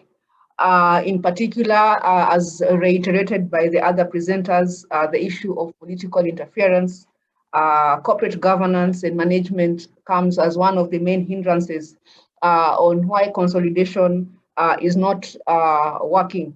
And the benefits of the strategic partnerships are also quite visible from the KQ experience. One on the network coordination, the feeding and defeeding of traffic, the aspect of tourism development and technical support and pooling of resources, and looking at economies of scale. And from the floor, we don't have any question directly to Kenya Airways, but just to echo what is highlighted from the other presentations of the case studies regarding the aspect of collaboration, the sentiment on partnerships that are copying the model of the airline alliances that we have. So partnerships is the way to go. We have a proposal from Glenn Burke that we need to think of creating our own alliance to benefit from the concept of consolidation. And looking at pooling of resources, Raul Nito asking how we can have the aspect of joint fuel purchasing. Sorry, this is Titus Kituku. And negotiating for lower costs. This is already in place regarding how airlines are currently benefiting from initiatives by AFRAA. And there's also the aspect I've seen on the MROs. So regarding the shared experience of ET and KQ, the technical support, the airlines that are partnering with KQ and ET are getting that technical support benefit. So we don't have any questions from the floor that are open to the current panelists. So we will be taking a 10-minute break, and we'll resume with the financial aspects from an AFDB perspective. And Maureen, yes? Maureen, just one point I just wanted to make. I heard you talking about it. You know, we are also collaborating and partnering with ET, Kenya Airways. I know there's a view of competition. It's true, of course, we do have some competition, but we also collaborate. I mean, we do have maintenance. They maintain some of our aircraft. You know, we support them on ground handling and many other things. So there is a collaboration at some aspects, and the teams are working together to see even more areas of collaboration. I just wanted to make that point so that people don't think it's all about competition. Thank you very much. Thank you. Yeah, thank you. This is worth mentioning. We have a team that works together in how to develop our cooperation and alliances. Thank you. Yeah, this is very important to highlight to our audience that KQ and ET are indeed collaborating along these two aspects. And so we will take this break unless there's anything else from the Team Lufthansa and the other case study presenters before we close for the second session.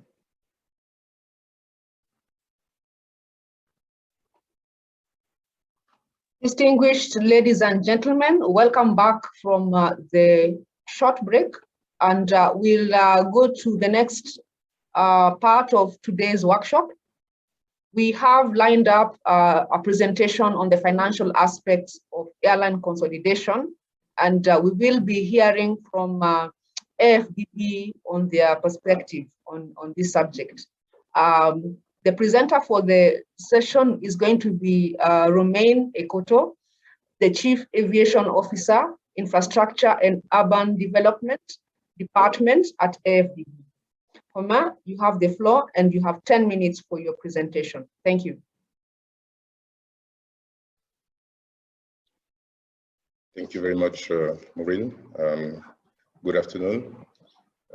Thank you to AFRAA, Lufthansa Consulting, and Kenya Airways for inviting the African Development Bank to deliver a presentation today on our perspective of the consolidation issue for African Airlines. So my presentation will follow the following points. So first, an overview of the bank's financial instruments. Then I'll also share the bank's experience in supporting aviation in Africa, particularly airlines. And finally, the bank's approach to airlines consolidation projects in Africa. So next slide, please. So the bank has a variety of financial instruments that are used to support our projects. But in this context, in the aviation context, mainly the instruments that will be used are the lending instruments. So the bank can lend resources to either state-owned enterprises or private companies, subject to meeting the bank's requirements. The bank can also get involved through equity. So the bank will mobilize capital risk to finance transformative projects or initiatives. The bank also has a product which was recently developed, guarantees product, and the purpose of those guarantees is to support the leveraging of resources on the commercial market by, again, companies or state-owned enterprises. And finally, one of the products that can also be useful is the technical assistance fund. So this is meant mainly at providing and at putting in place the proper environment for projects to be implemented. So we usually use those funds for feasibility studies, financing. I heard in the presentation by AFRAA about calling upon DFIs to support those kind of studies. And finally, we have also affiliated partners that can get involved in financing projects. We have Africa 50. We have also the AFRAXIM Bank that can be involved in such projects. Next slide, please. A zoom on the trust funds. So those are the resources that are usually utilized for technical assistance projects, and these are actually true grants, so this can be of great interest. The issue, though, is that they are limited, so it's always a competition when we apply for a project, but this is available, and we use it mainly for preparation of projects, because usually projects that are presented are not always ready for financing. They are not always bankable, although the idea is very good. So we put those resources, we use those resources to assist in doing proper business plans or feasibility study when the project retains the attention of the trust fund managers. And this is, again, to create the proper environment to bring in the private sector, because the bank is really has a lot of interest for the private sector to get involved into the financing, especially when we talk about aviation and aircraft financing. So next slide, please. What has the bank done in terms of supporting aviation in Africa? There was, of course, in 2018, there was a major milestone at the bank's level with the adoption of a framework and guidelines to support the aviation sector in Africa. And few highlights from this framework is that, of course, one of the main challenges airlines face is their low profitability. But what the bank also believes we have to support and promote is the governance, so improve the governance of the sector, ownership structure. This was discussed extensively before about cross-border investment, inter alia, and also improve the private sector participation, because that's how we can really bring in the appropriate resources. And of course, the bank is also really committed to play a catalytic role in easing African airlines access to financing for their fleet expansion programs and renewals as well. In December 2020, during the COVID crisis, the bank also brought together major stakeholders of the aviation industry in Africa, and many recommendations came out of this conference. But two recommendations that we think are very relevant for the subject that we're discussing today. One is about boosting collaboration among airlines, and this is really what we're talking about in terms of consolidation. And at the time, the way it was formulated was actually alluding to different types of consolidation that have been presented earlier today, and also about strengthening the business management of African airlines. Few projects that the bank financed. We have the Ethiopian airline fleet expansion. So two projects were financed, one in 2011 and the other one in 2016. More recently with Côte d'Ivoire, 2017 as well, acquisition of aircraft. And on an institutional point of view, the bank is also supporting the single African air transport market with AFCAC. Next slide, please. Now, this is more about how do we concretely approach airline consolidation projects. The first thing, as I mentioned, is about preparedness, about readiness of the project. So who can be eligible for bank financing? It has to be an entity that is based in one of the regional member countries of the bank. So this is basically based in Africa. Of course, when you're talking about a consolidation project, you can also have a partner from out of Africa, but at least you need one of the partners to be from Africa. Then the next thing that we look at is, do we have a feasibility study or a business plan, or do we have a plan for this consolidation project? So, of course, to progress, we need a plan. So we'll understand the nature of the consolidation envisaged. So we saw the different forms, types of consolidation that can be considered. Also the prerequisites before getting into the consolidation, or what are the steps that have been identified as part of this business plan, this feasibility study? Are they clear? Are they understandable? Then what are the financing needs? Like how much are we talking about in terms of support that the project is demanding? And also maybe some info about where those resources will be coming from. One thing that is very important, sorry, I should have written it spell out the acronym, the environmental and social impact assessment, because the bank actually has to consider whether the job issues have been considered properly, have been managed properly while looking at the consolidation project. The gender issue, are we acquiring new land for the new project, for the new airline, the consolidated airline that is being put in place? How do we manage this land acquisition? So all those issues have to be properly assessed, and we have to have a management plan to address the issues that will result from this consolidation project. Then projects and financial information, we need to know what is the financial health of each of the parties that are getting involved into the partnership, the consolidation, and also what are the expected outputs from this partnership. And finally, we need the commitment from the parties to be secured. And during the poll earlier today, we saw one of the major roadblocks that people see is whether the willingness of the airlines is guaranteed. And we see a lot of cases where you have discussions about such projects, but the people that really can impact the successful achievement of the project may not be necessarily committed. So this is something that we have to try to ensure to secure before we get into the project. It's not always possible, but at least it's something that we have to look into.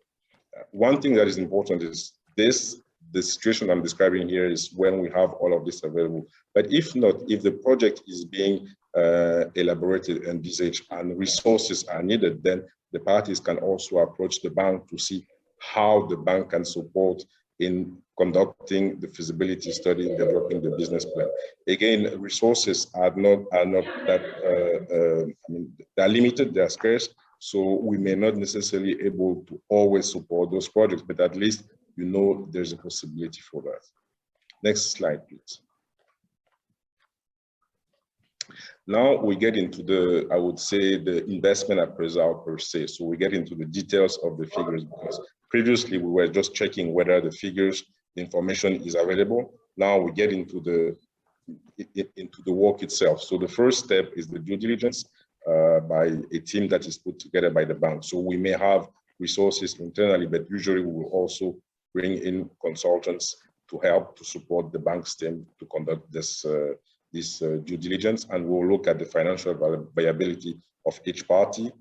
They have to have a solid balance sheet. They also have to have at least 3 years history. So this will not work when we talk about startups. So we cannot basically get involved in supporting a startup airline into such a project. We look at the risk assessment.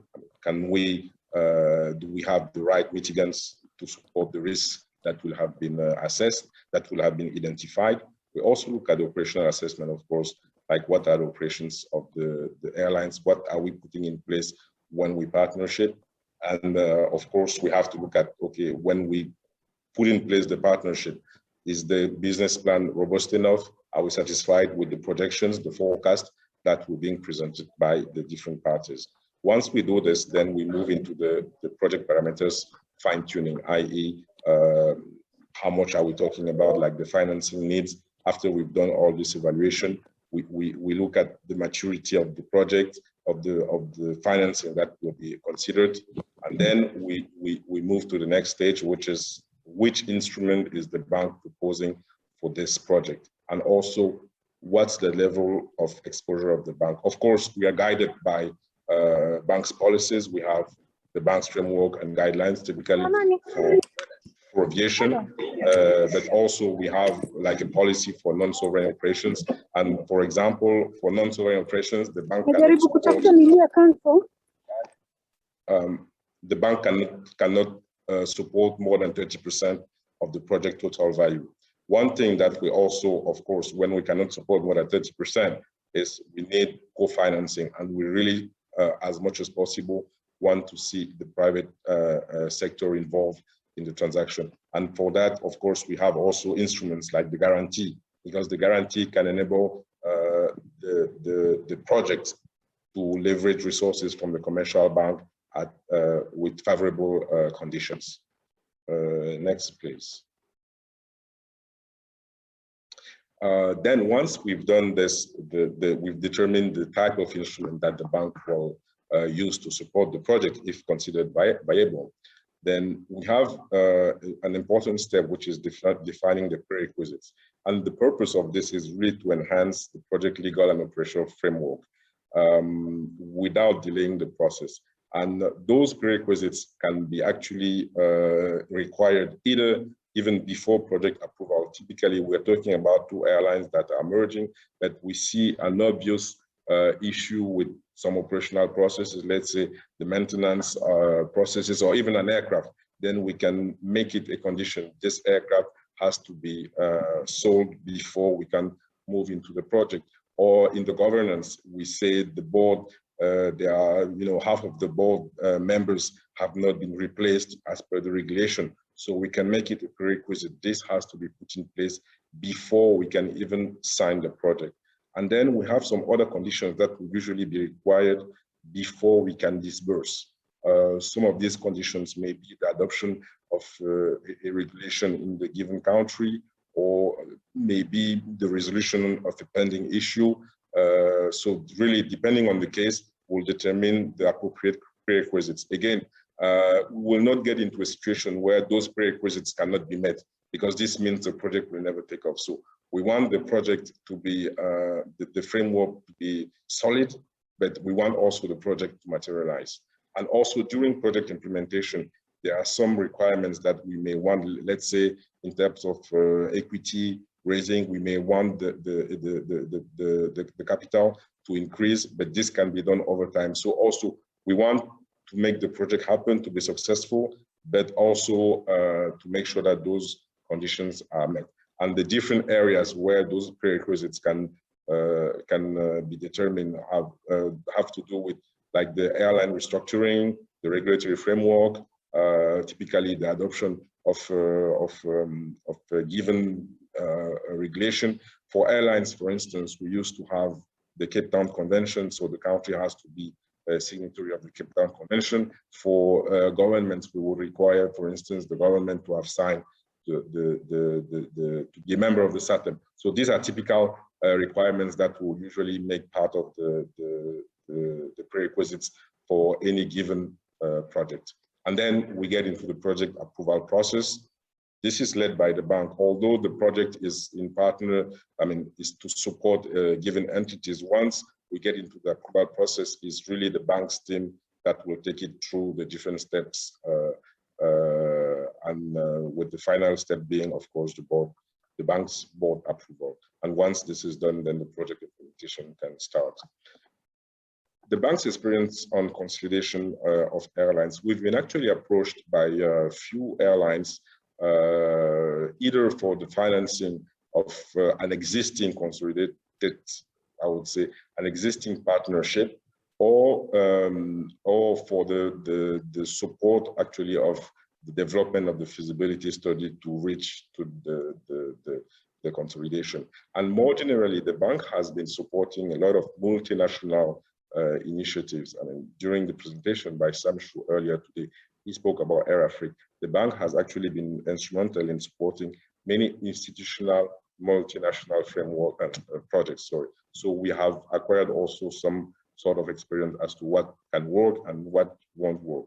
But one thing, though, that is important is to also note that consolidating, like, bigger is not necessarily better, because if you don't have in place the proper conditions, the proper framework for the partnership to be successful, then you will not yield the results that are being expected.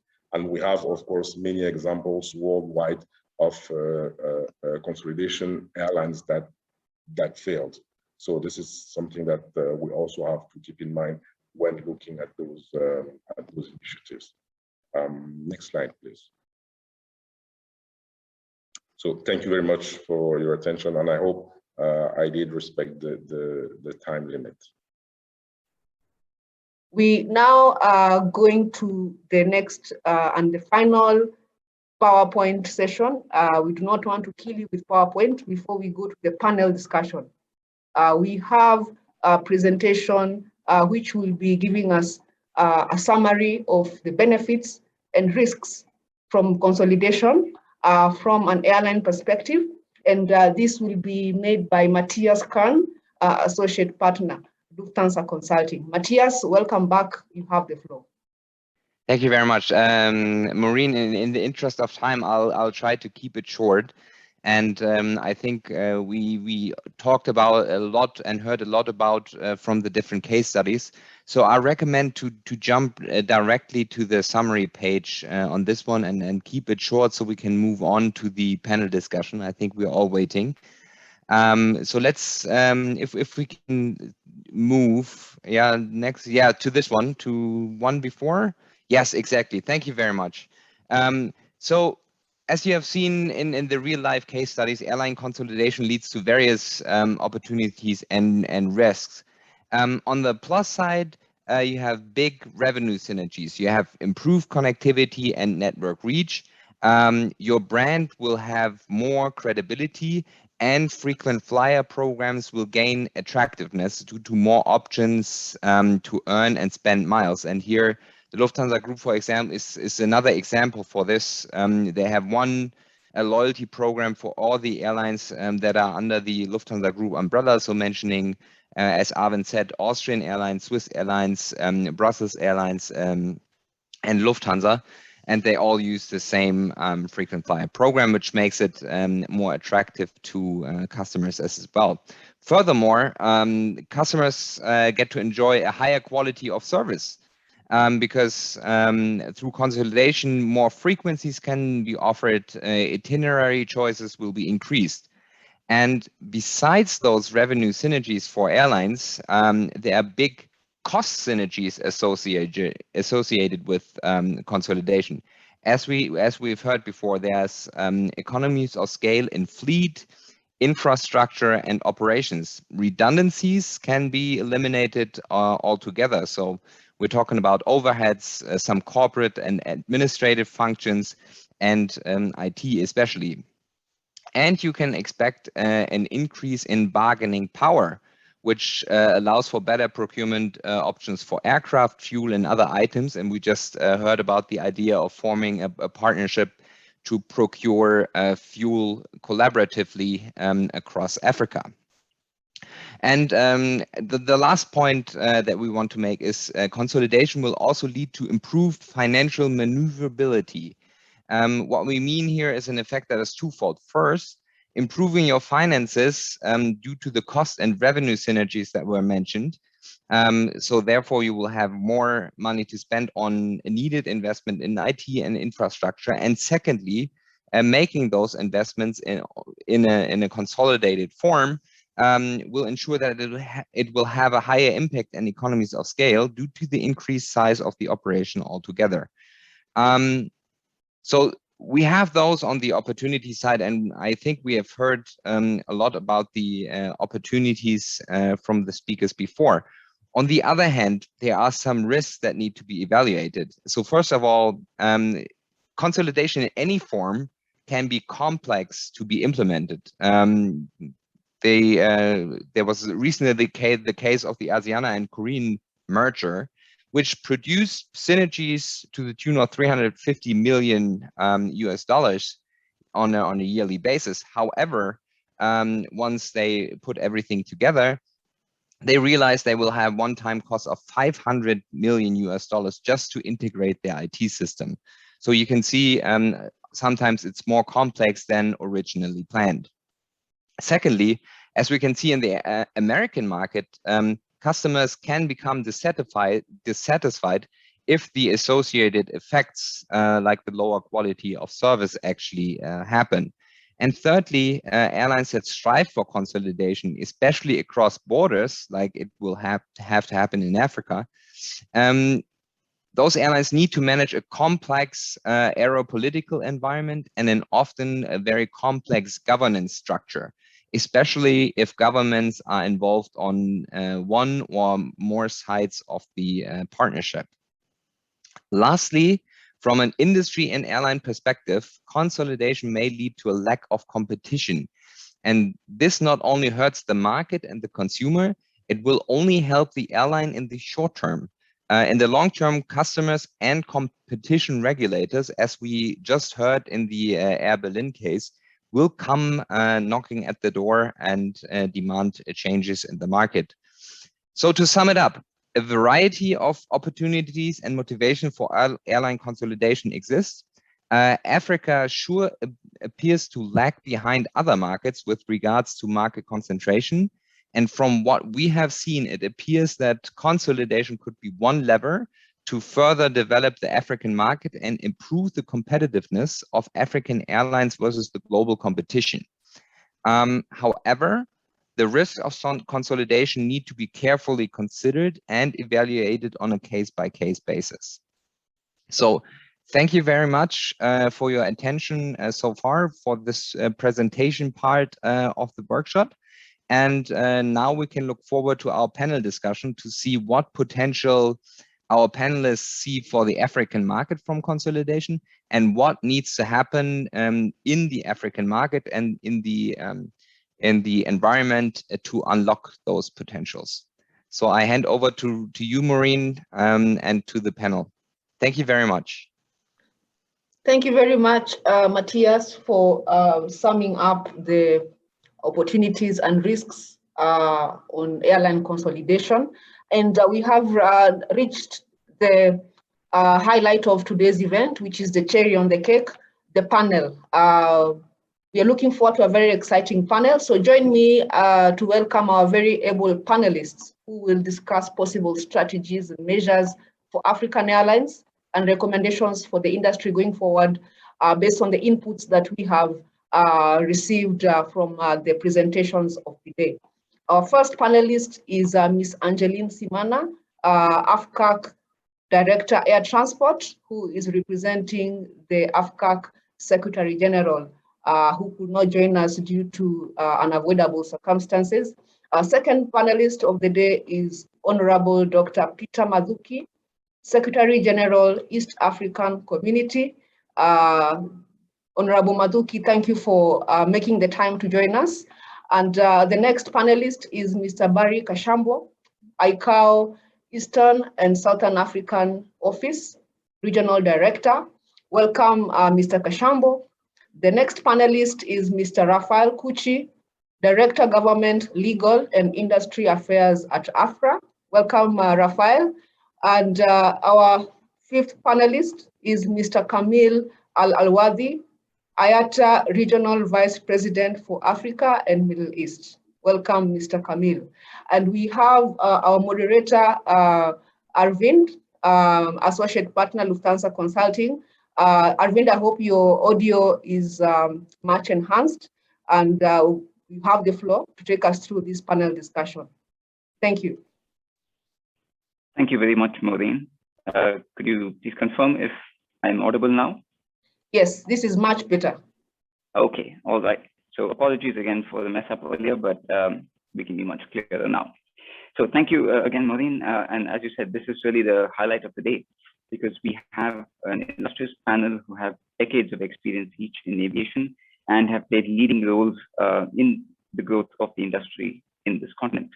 So I'm looking forward to an insightful conversation with all of them about the prospects for consolidation in Africa, what are some of the challenges or considerations around that, and looking forward to what needs to happen next to actually take this forward. So perhaps I could start with Ms. Simana. We've heard consistent remarks by the speakers today that there is scope for much better cooperation between airlines in Africa. And we saw that in the first poll list as well, where more than 75% of respondents believe that there would be more consolidation. Given what we have heard today and given your experience through AFCAC, what are your expectations? Do you think we will see accelerated consolidation? Good afternoon, good morning, what part of the world you all are. Thank you, Mr. Moderator. I'm happy to take your question. There is, without a doubt, clear evidence that COVID-19 pandemic has or continue to pose an existential threat to air transport in Africa. This is evident from the presentations we have heard so far, also from the massive losses and survival strategies that airlines would have to embark upon if they will continue to be relevant in terms of their products, as well as to continue to retain or to win at least back the market share that we understand we have all lost for the past 3 decades.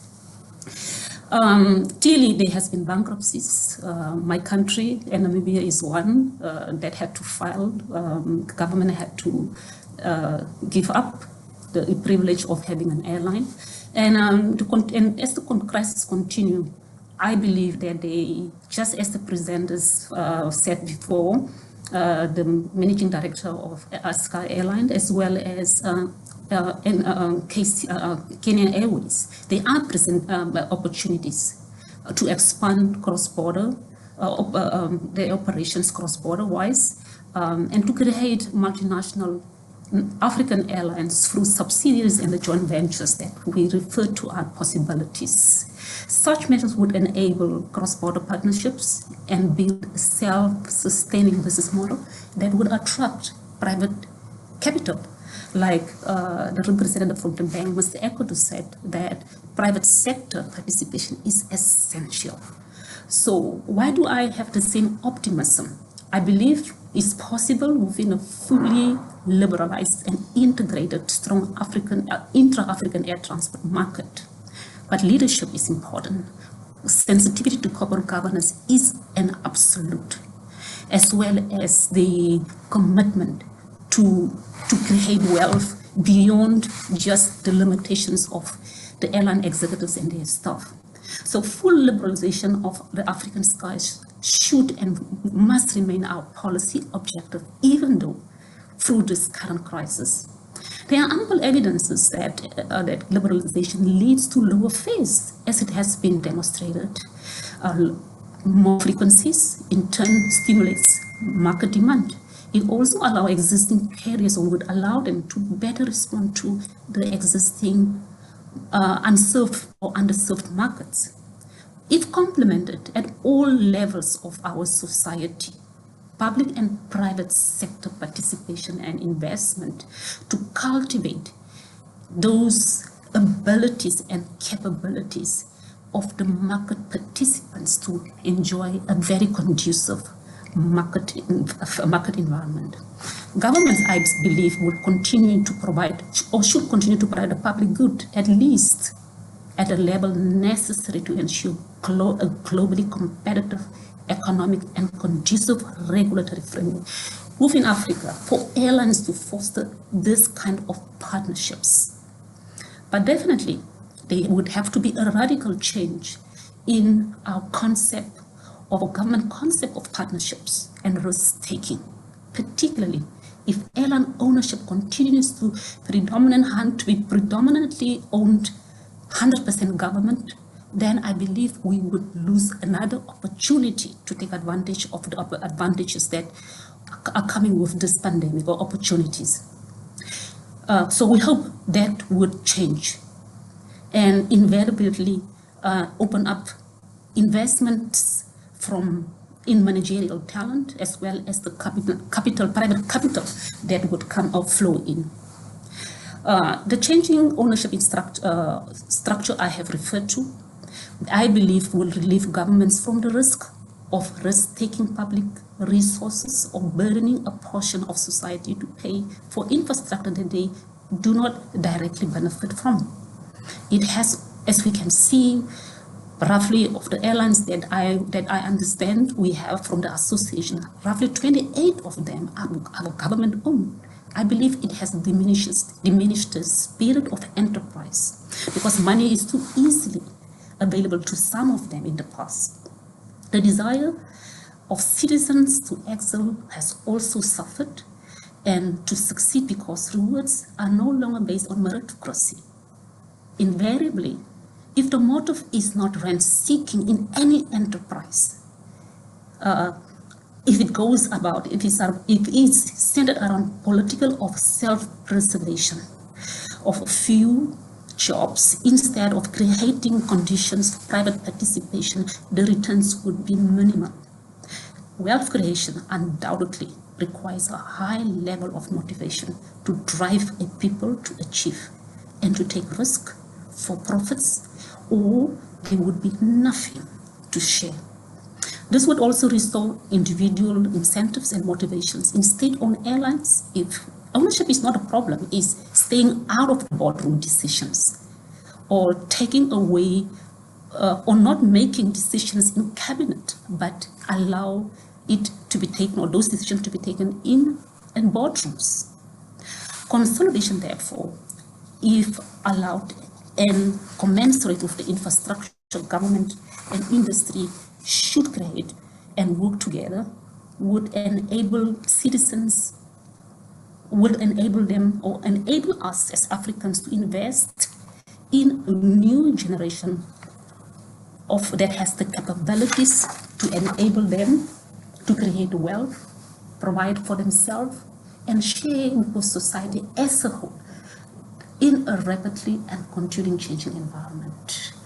I believe, Mr. Chair, I have said a lot. Perhaps I should stop here, but that would be our take to the question that you have posed so far. Thank you very much, Ms. Mana, and you touched upon a lot of really relevant issues as well, and I think it will be worth unpacking some of them a little bit further.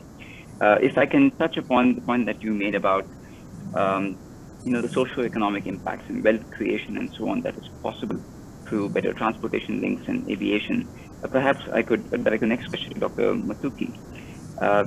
We know that air service is seen as delivering all of these socio-economic benefits, but we also heard from the GMD of Kenya Airways that maybe we're going a little bit backwards in terms of how airlines are working together to be able to service the market and deliver these benefits.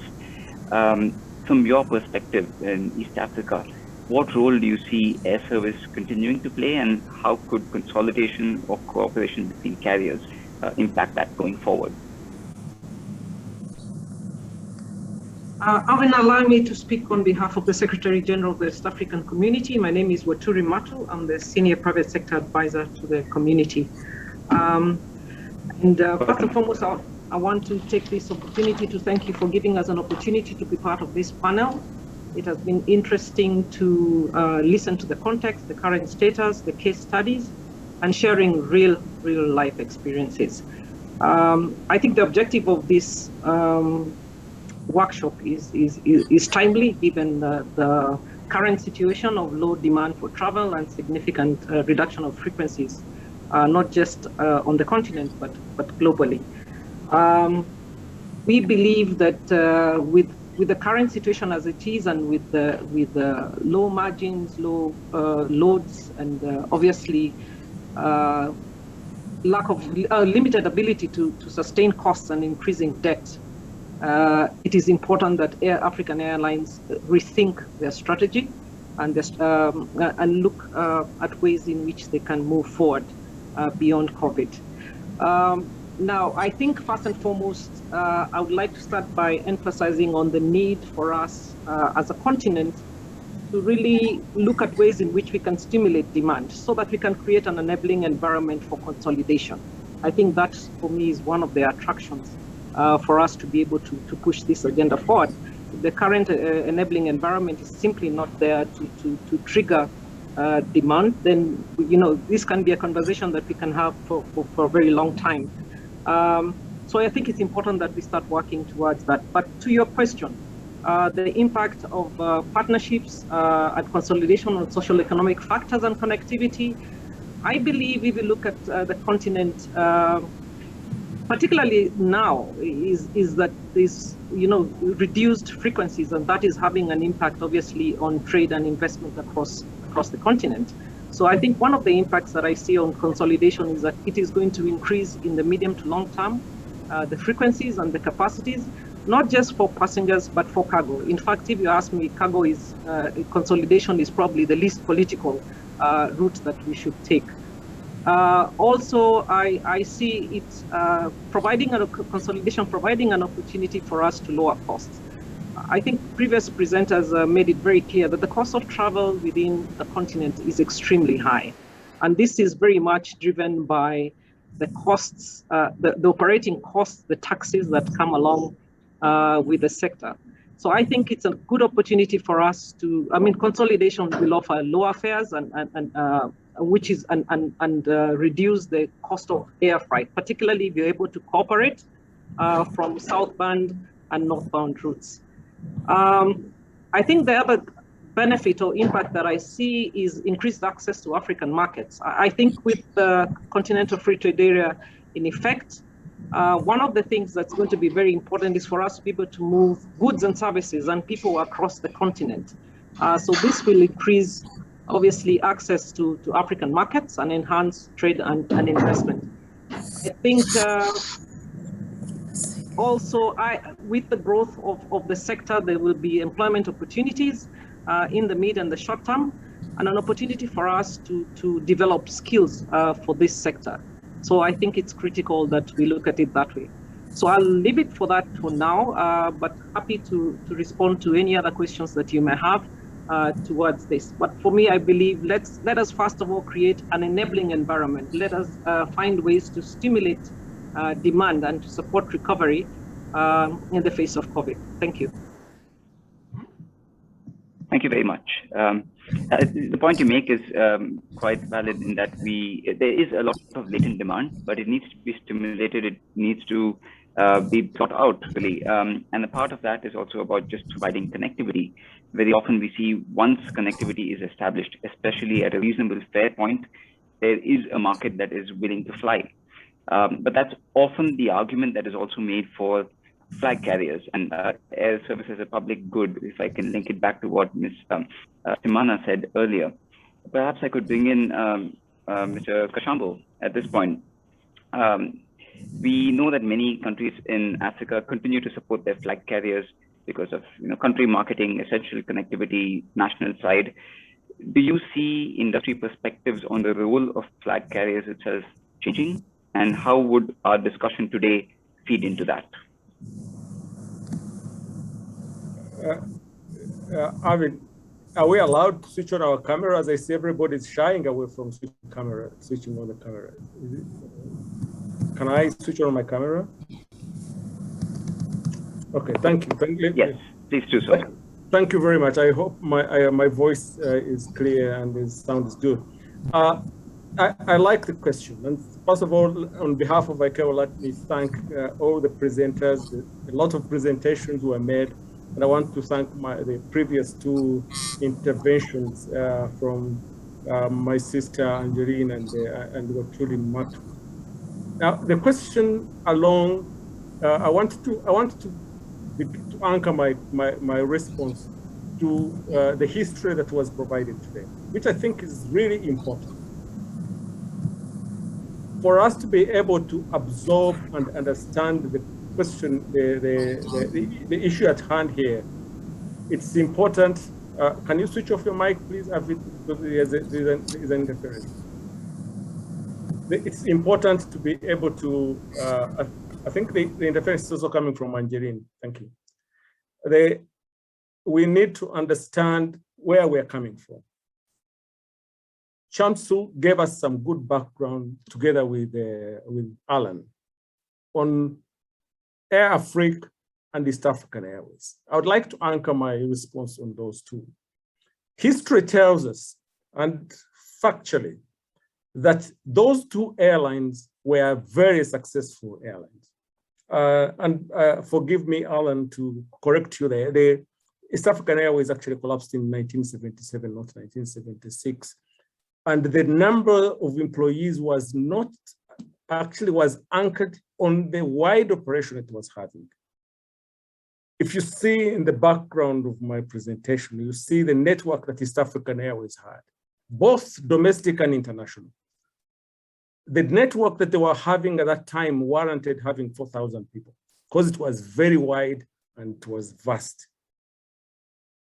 These airlines had come from the pre-colonial times. And at that time, even before independence, they saw that there was need for consolidation. The post-independence time, the immediate period was also great because the authorities at that time did not do away with the consolidation, but as mentioned by Shamsu, the governments embraced the issue of consolidation and actually strengthened the airline operations. It was along the way when states and countries started looking at having national flag carriers that things started to disintegrate. And we saw the emergence of Nigerian Airways, Cameroonian Airlines, Air Zaire, and so on and so forth, whose glory was very short-lived. Only Ethiopian Airlines has lived the test of time. 1980s came, World Bank, IMF came with the restructuring measures, including austerity measures to remove and close airlines. We started seeing the gains that had been made over time disappearing. Aviation that had East and Southern African aviation was the envy of the world from 1940s up to the 1970s. East African Airways was the glory that was talked about. If you want to get details, read some of the books like the East African Airline Story by Captain Davis. What can we do? what can airlines do to harness its political expectations and benefits? As mentioned by Watuli, after the COVID-19 situation, it's factual that we cannot go in silos, but we can only move forward if we consolidate what we have. Enhanced cooperation and collaboration is the way forward, and anchored on regional economic communities. That has also proven that regional economic communities can form good anchorage for us. We have the flagship projects, African Continental Free Trade Area, the SATAM, all those which have been endorsed by the African Union Summit are indicators that even the politicians that we have can be either coerced or convinced to accept that consolidation is the way to go. In the interest of time, let me say, what is it that ICAO can do? As you know, ICAO is the policy-making body, but we can do something that can bring forward and back the glory that we have lost over the time. ICAO can provide guidance in development of the relevant policies, regulations in the partnership with African Union, AFCAC, AFRAA, and so on and so forth. Promoting SATAM program is very critical and can give us the gains. ICAO can provide a forum for discussion and strengthening of efforts and harnessing of synergies. That's something that is definitely within our purview and we can do. And if we are to achieve what is before us, I'll end here with, but I'll give you an African proverb that I think is very critical and can be taken into this context. There's an African proverb that says, if you want to go quickly, go alone, but if you want to go far, go together. We can harness on those. If we want to move together, we need to be in a team. Otherwise, if we go separately, we will not go very far. Let me leave it at that for the time being, and I can build on it later. Thank you very much. Thank you very much, Mr. Kashambo. I think that's definitely a very powerful proverb, and it really does capture the need and the benefits of working together.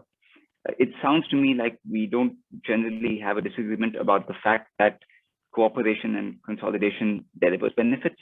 We saw that in the results of the poll as well, where you had 90% of the people indicating that they thought there was a positive effect. What would be interesting is to discuss a little bit about some of the nuances around how that could happen. Perhaps I could bring in Mr. Kamil Alawadi here. Given your broader remit across Africa, we see that many regions of Africa have seen quite dynamic development in terms of startups, competition, cross-country investment, and so on. Do you think the consolidation opportunities vary quite a bit by region across the continent?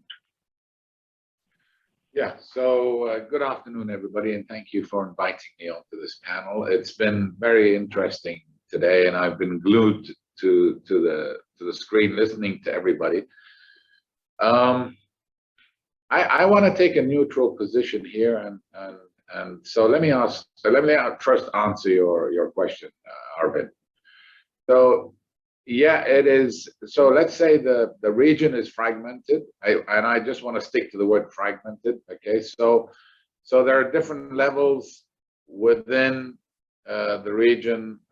Some airlines are quite advanced, some airlines are just starting up, some have capital, some don't have capital. The type of operations differ. Some have in-house maintenance capabilities, some don't, and so on and so forth. So there's a massive variety.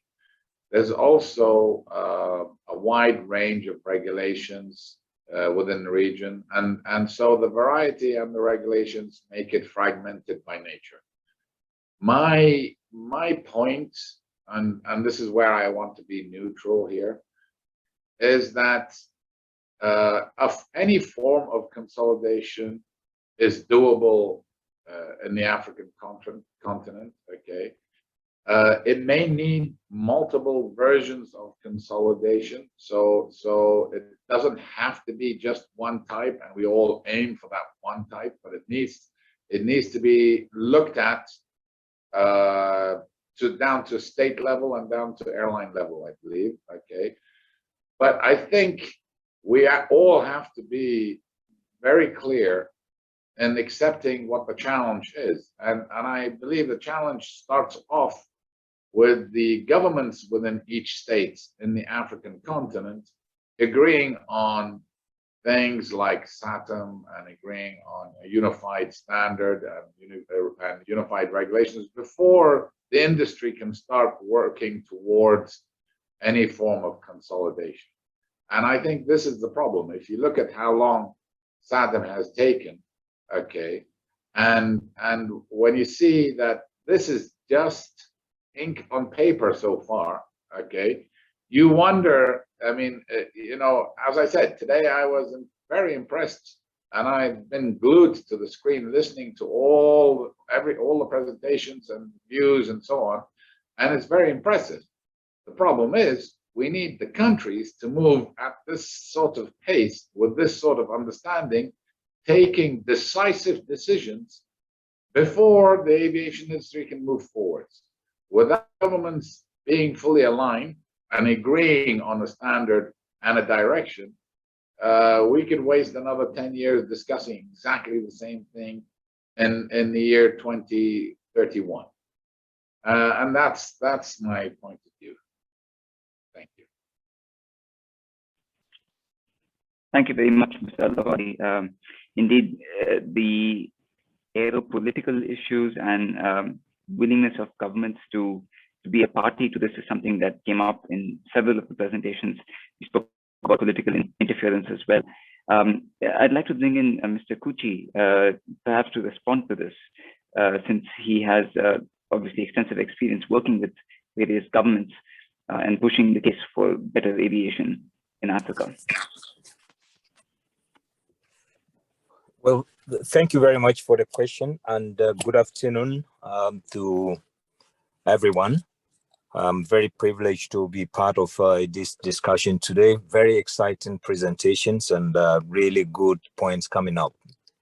Now, to your point, yes, indeed, governments in Africa needs to understand that aviation is a business.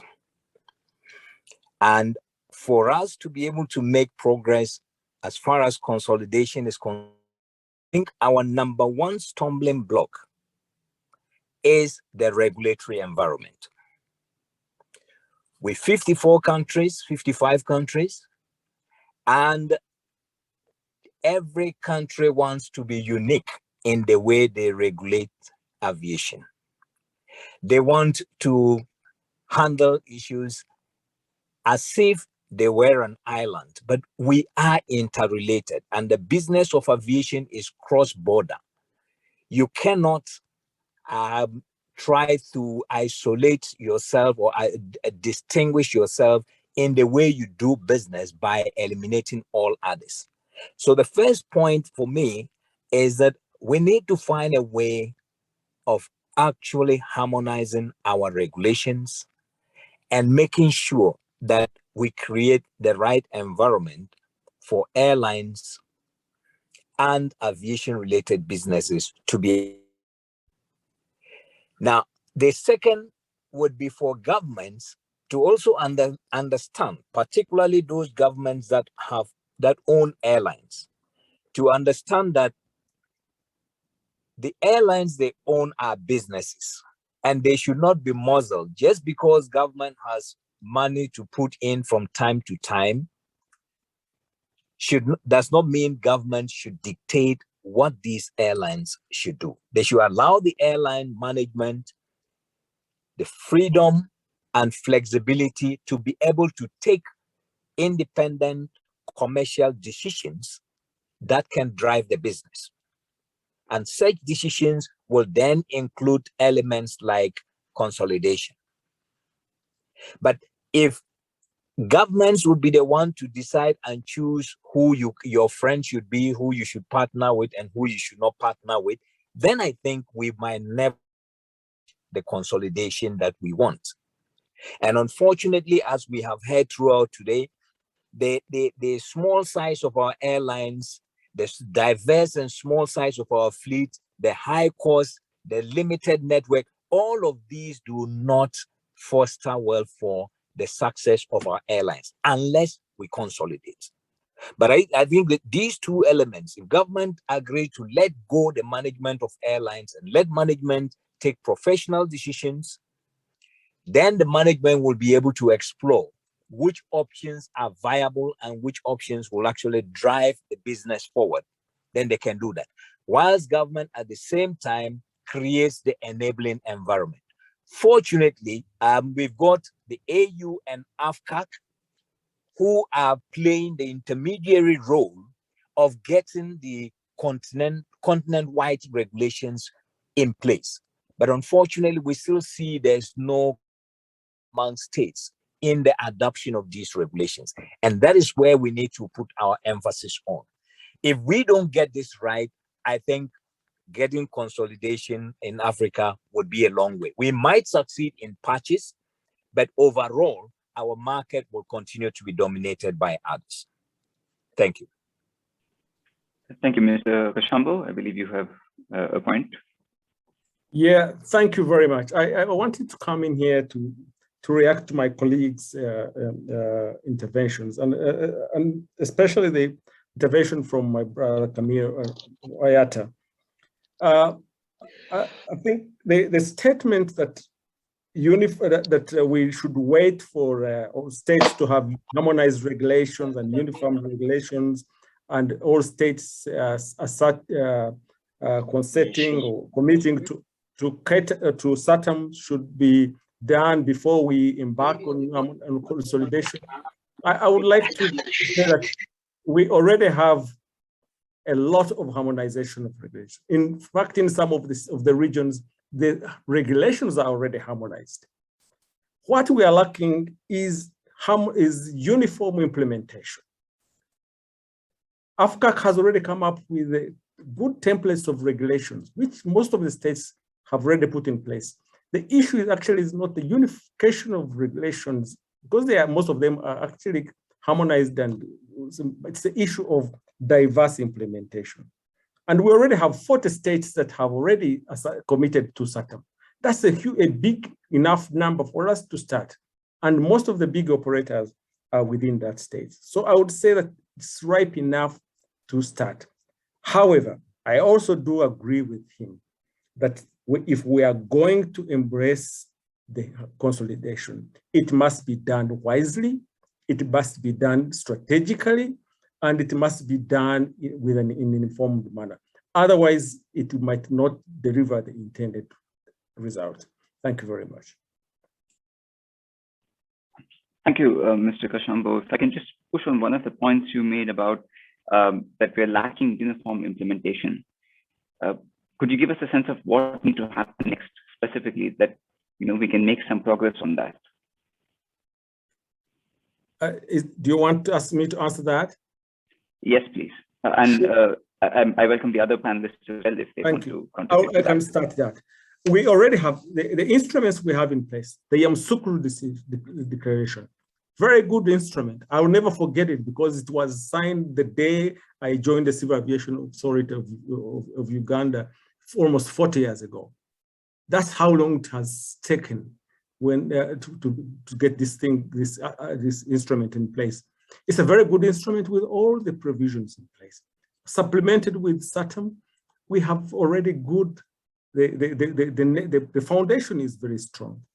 The issue of the implementation of the instruments that we have, which are very well written, is the political commitment. And we have examples where there is a positive political climate, and we have seen progress in aviation.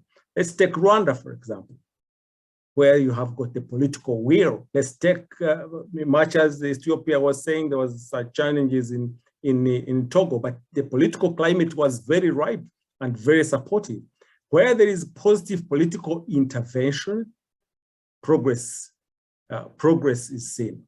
Where there is political interference, there is regression. So we have to distinguish the two. Positive political intervention is what is required for us to move forward.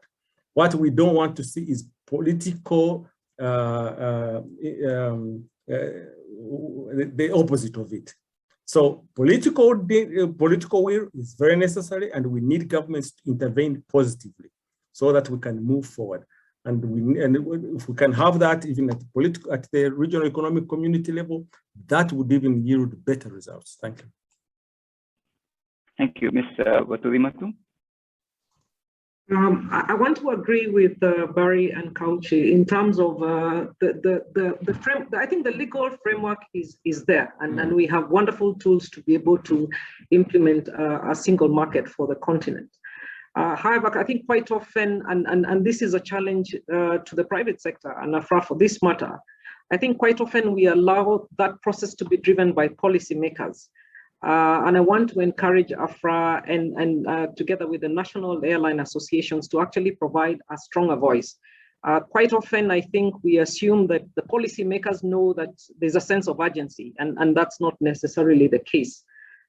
So if we look at the situation in the East African community, for example, I think when the new East African community was unveiled, it was clear it was going to be people-centered and private sector driven. So I think even from a continental level and from the airline aviation sector, I think that's the approach that we should take, is that it should be really private sector driven rather than the other way around. In terms of how I see things working on the continent is that quite often we wait for everyone to give consensus for us to be able to move in. So I think it's important that we consider how many other ways in which we can be able to implement some of these regulatory tools, and maybe look at ways in which we can also encourage convergence. If regional blocks have been able to integrate or to create single markets, I think they should be allowed to go forward, and they are indeed going forward. And hopefully with time, we'll have some convergence at the continental level. But further, I want to also make it very clear that I've found from experiences that quite often when policymakers are thinking in terms of opening up airspace, they look at it purely from the passenger perspective, because we are all basically trying to fight for the same clientele. However, I think we have humongous opportunities in cargo, and I want to use the example of during the COVID season, when as an East African community, there's no one single country that could afford to fill an entire aircraft from Europe, for example, so that it could return back with fresh produce from either one of the partner states. And that created, I believe, an opportunity for us to be able to consider what can we do from a cargo perspective. And I think we just have to take the bull by its horn and maybe have a few airlines look at the possibility of air cargo consolidation, so that we can be able to move this process. I think when people see successful models, then they will be able to be more embracing for that. And I believe, and basically knowing the Secretary General, he's very clear that the only way we are going to be able to move forward is if we as regions can pull together instead of competing. Quite often if we keep competing for passengers, then we are better off just cooperating than competing. But from a cargo perspective, we have great opportunities to be able to build on that. Thank you. Thank you very much for your input. Your point on cargo is well taken. I think in Africa and elsewhere around the world as well, once COVID-19 hit and you had all of that belly capacity going off, just the stark lack of air cargo capacity from a pure freighter perspective became very obvious. And we started seeing a lot of airlines, including Kenya Airways, like we heard earlier today, converting some of their aircraft into freighters.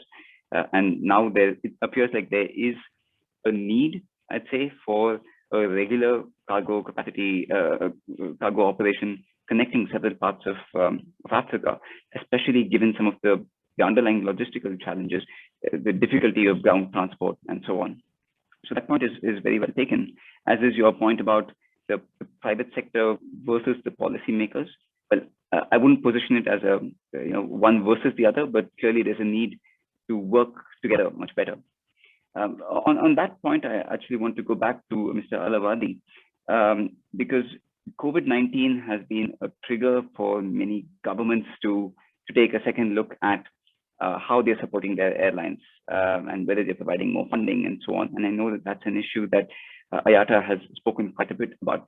So do you see the result of COVID-19 being that governments would be more hands-on or than earlier, or would they be willing to actually let go a little bit and allow market forces and allow the private sector to play itself out? From the region that I'm looking at, I don't think the governments did enough at all to support the industry, whether it is a private or government-owned airline. I think the governments were either very slow or just turned a blind eye towards the aviation industry as a whole, without considering how much the aviation industry plays in each country and what it contributes to the GDP and jobs and so on and so forth.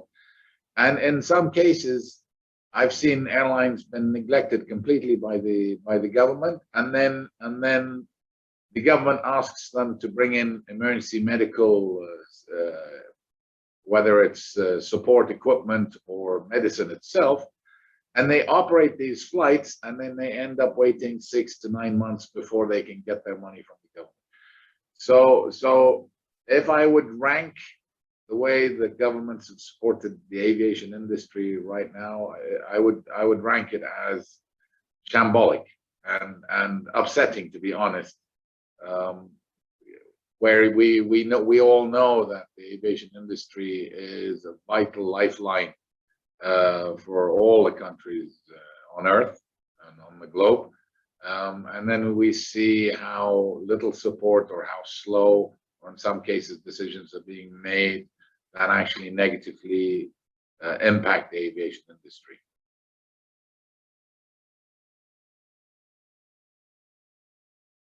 Just to follow up on that, what specifically would your ask be from the governments of the region?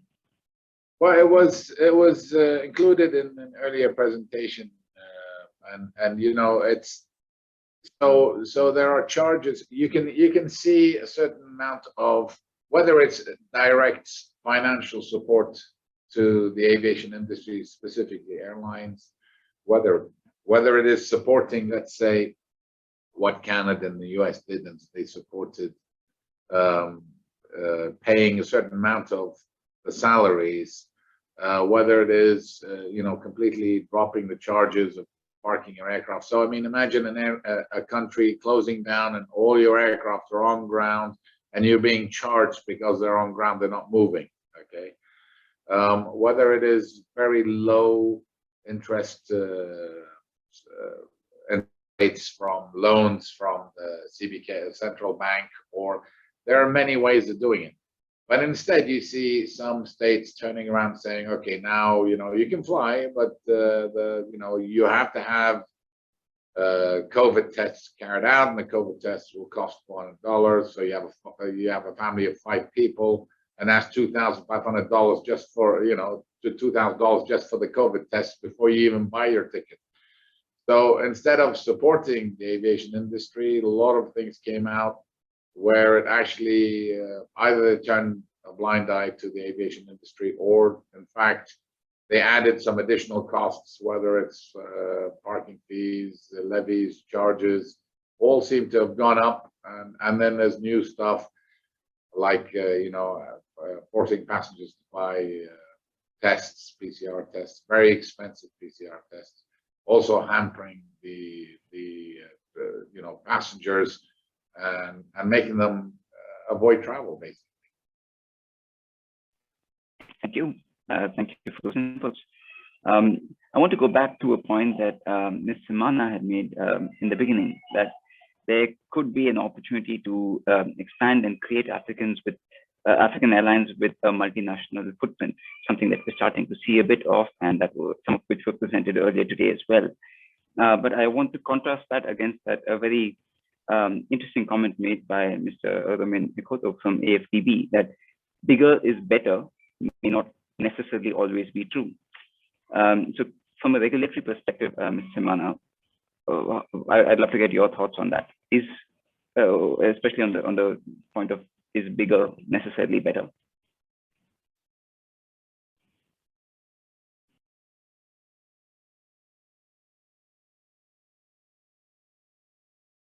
Thank you for the question. Yes, there is. I would support that, but then one thing that we obviously need is data and data sharing. Because for you to enter into a partnership, you bring certain values or attributes to the partnership. And one needs to know what your value offering would be. So I sense that we have very little information. I do remember when the pandemic struck, there was one of the webinars that I attended where the aircraft manufacturer, I believe it was a presentation by them, referred to African airlines don't submit annual financial statements. Very few have cultivated that culture, perhaps because many of them are predominantly government-owned. But it makes sense if you have to report to shareholders. They would be interested in knowing how the shareholder or wealth is being created. So I would say we could emulate the example of the US, perhaps, and we would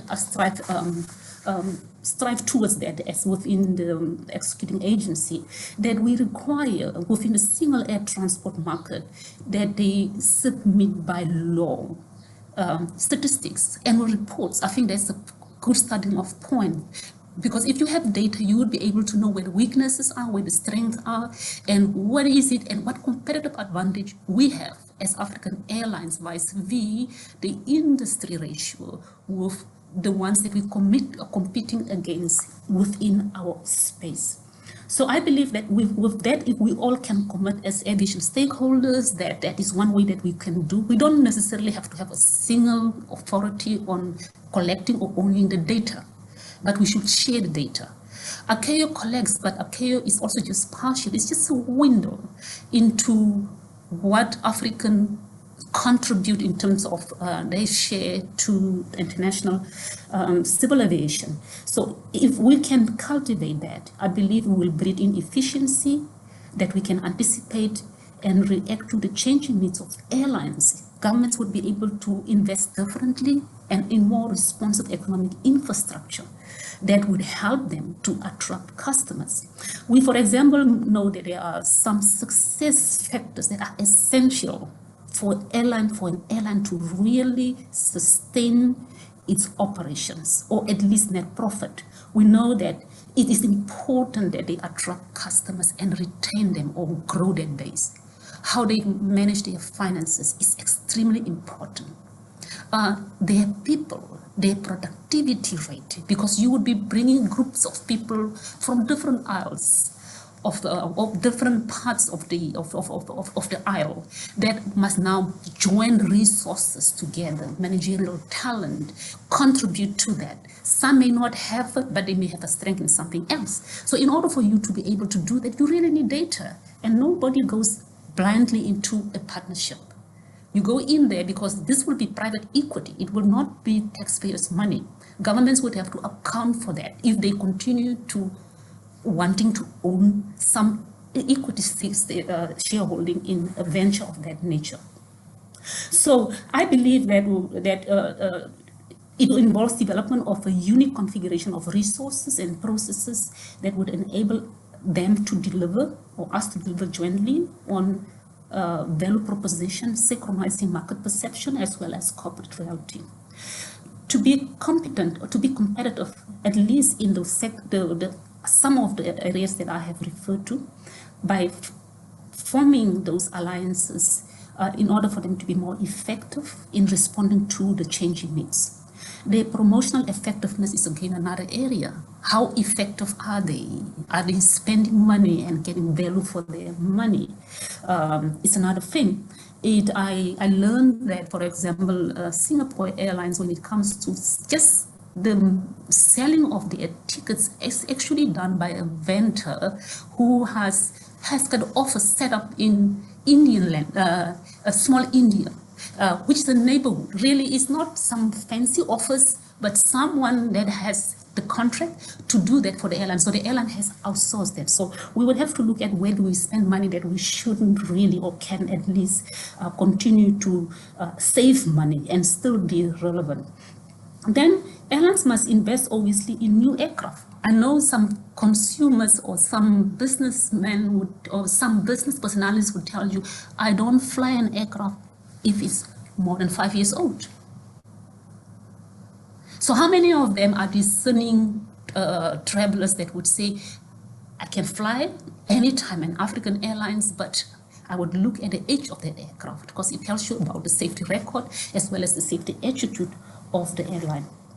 So for airlines to be successful, it would have to develop innovative and efficient business model that would involve development of a unique configuration, as I have already referred to. It must also deploy a compelling new value proposition to its customer or clientele base and offer the products that are relevant to them and that appeals to them. Airline must invest in new aircraft in order to spend less of their fuel, thereby reducing exposure, particularly now with COVID. The airline should be willing to outsource, obviously, maintenance, what they are not good at, what they should not be doing. They could always outsource because they could have some serious gains. And then important for governments to support them with the regulatory framework by, for example, signing the Cape Town Convention. That would be a plus for any private equity shareholder to wanting to invest in an African airline, because then they know that their investments are safe. Mr. Chair, I think for now, that is what I could say or can say. Thank you, Ms. Mana. I think the point you make that it's important to, at the end of the day, have an efficient business model, a competitive cost base, irrespective of the size of the airline and the size of the partnership is important. And what's important coming out of that is then ensuring that that consolidation or cooperation is adding value to customers, is adding value to the investors as well. So I think that point is well taken. I want to touch upon the point that you made about data and the availability of data, and perhaps I can bring Mr. Kuchi in, since he works with so many of the airlines within Africa. Do you see that as a concern as well in terms of availability of data and then the willingness to share it to be able to drive broader consensual decision making? Very much. In fact, yeah, data indeed is a major problem for many of the African airlines. One, they said, what is not measured cannot be accounted for, and it is not surprising that many of our airlines are actually bleeding. They're making so much losses because they have not got the systems in place to be able to collect the data, analyze the data, and know where they are drifting away from their business and to get back. It is indeed a truism. We need to get the systems in place, because I cannot imagine in this day and age a business that is operating and you don't keep track of your expenses, your revenues, your passengers, your operational activities. I mean, it's quite basic today, and that is a big challenge for me. And even where this data exists, in some cases the integrity of it is questionable, and not only from the airline perspective, even other institutions, aviation related institutions, who depends on data from airlines to either build the airlines or to take other decisions, also do not have the data that is credible. And so it becomes a much more a complex issue when it comes to when you want now to consolidate, or you want to partner with another airline. And if that airline is better resourced in terms of data than you, then chances are you would tend to accept whatever is being offered by the other airline. And that's how come in most cases, some of the into a relationship with other airlines, and sooner or later, they start regretting and feel they were shortchanged and want to pull out. It is just because they go in unprepared. But just related to that is also the fact that for airlines to get into consolidation, at the individual level, you need to assess yourself, what is it that I want in this relationship I want to get into? I want to partner with another airline. What is it I want to gain from that relationship? Is there something that they're doing better that I cannot do on my own? For which reason I think if I partner with them, I'll get that. Once you are able to establish what you need, and you think you can get it from this partner, the other partner would also have what it's looking out for. And once your needs meet, you can be able to go into a relationship that might test of time. Otherwise, it's most likely going to be difficult. The second thing that many of the airlines tend to fear or tend to shy away from in Africa is oftentimes it's the big airline which is mooting the idea of a partnership to the small airline. And the small airlines often view that with a lot of suspicion that, no, they want to take over my business. They want to kill me. Rather than be open-minded and see, okay, if I'm going to go into a relationship with this big airline, what do I stand to gain? What do I stand to benefit from this relationship? Now they start looking at this big airline is going to come and kill me. And indeed, also the big airlines, in some cases in Africa, and history abounds with this, they come in also and realizing the small airline, try to take advantage of the small airline. And in no time, the small airline realized, look, I'm in this relationship and I'm benefiting nothing. My partner is the one who is getting a double benefit and I'm getting nothing out of this relationship. So I want to back out. So I would want to request that our airlines should always go in there clear in their minds what they want to achieve and negotiate a deal.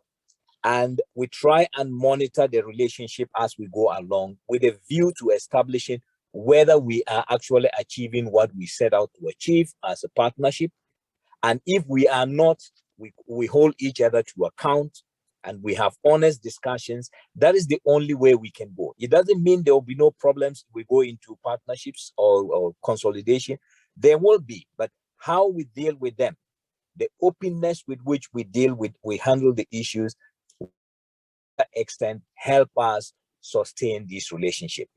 But overall, African Airlines, if we do not partner, if we do not consolidate, if we continue to operate as small individual entities within our own circles, sooner or later, there will be no room even for the supposedly big airlines in Africa.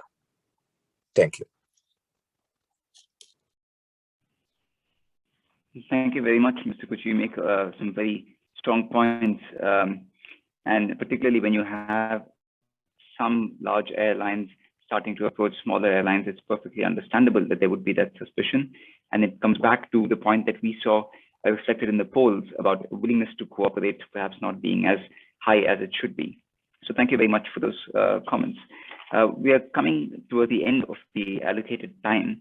I want to quickly ask a question first to Ms. Matu and then to Mr. Kashambo, sorry, to Mr. Alawadi. We spoke, Mr. Kashambo earlier shared some of the things that ICAO can do to be able to help this process along. And it will be great to hear from you what role your regional bodies can also play in order to be able to help the process of cooperation and consolidation in Africa. Could I start with Ms. Matu, please? Again, I will respond on his behalf. I think for the regional economic blocks, what we can do is therefore create that environment or the policy framework for that to happen within a regional context, and to push for ratification of protocols that are necessary for that to happen. But I think for me, most important is to ensure that implementation and enforcement, and many of my colleagues have talked about that, these instruments are there. But if they're not being implemented or not being implemented in a uniform manner, then we don't really make any impact. And then for me, I think the final response to that is for the need for us to be able to, carry the private sector with us. At the end of the day, they are the biggest beneficiaries of this policy frameworks that we put in place. So in the absence of, taking them together with us, in the absence of them being able to lobby and advocate and create a bigger voice, then it becomes very difficult, particularly to get consensus across a regional economic bloc. So I think first and foremost, create consensus amongst yourselves, private sector to private sector, even just within the country. If two airlines within the country are not agreeing, then you can imagine how complex it would be for us to get consensus at a regional bloc. So have a consensus within yourself as a private sector at the national level, and then from a regional economic bloc level. And quite often we find that policymakers are very responsive when there's consensus within the beneficiaries of these policy frameworks that we're putting in place. So that is what we are currently doing, particularly for the aviation sector. Thank you. Yeah, so to answer your question, Arvind, so IATA is, by the aviation industry, for the aviation industry, and so our first goal is to serve the aviation industry.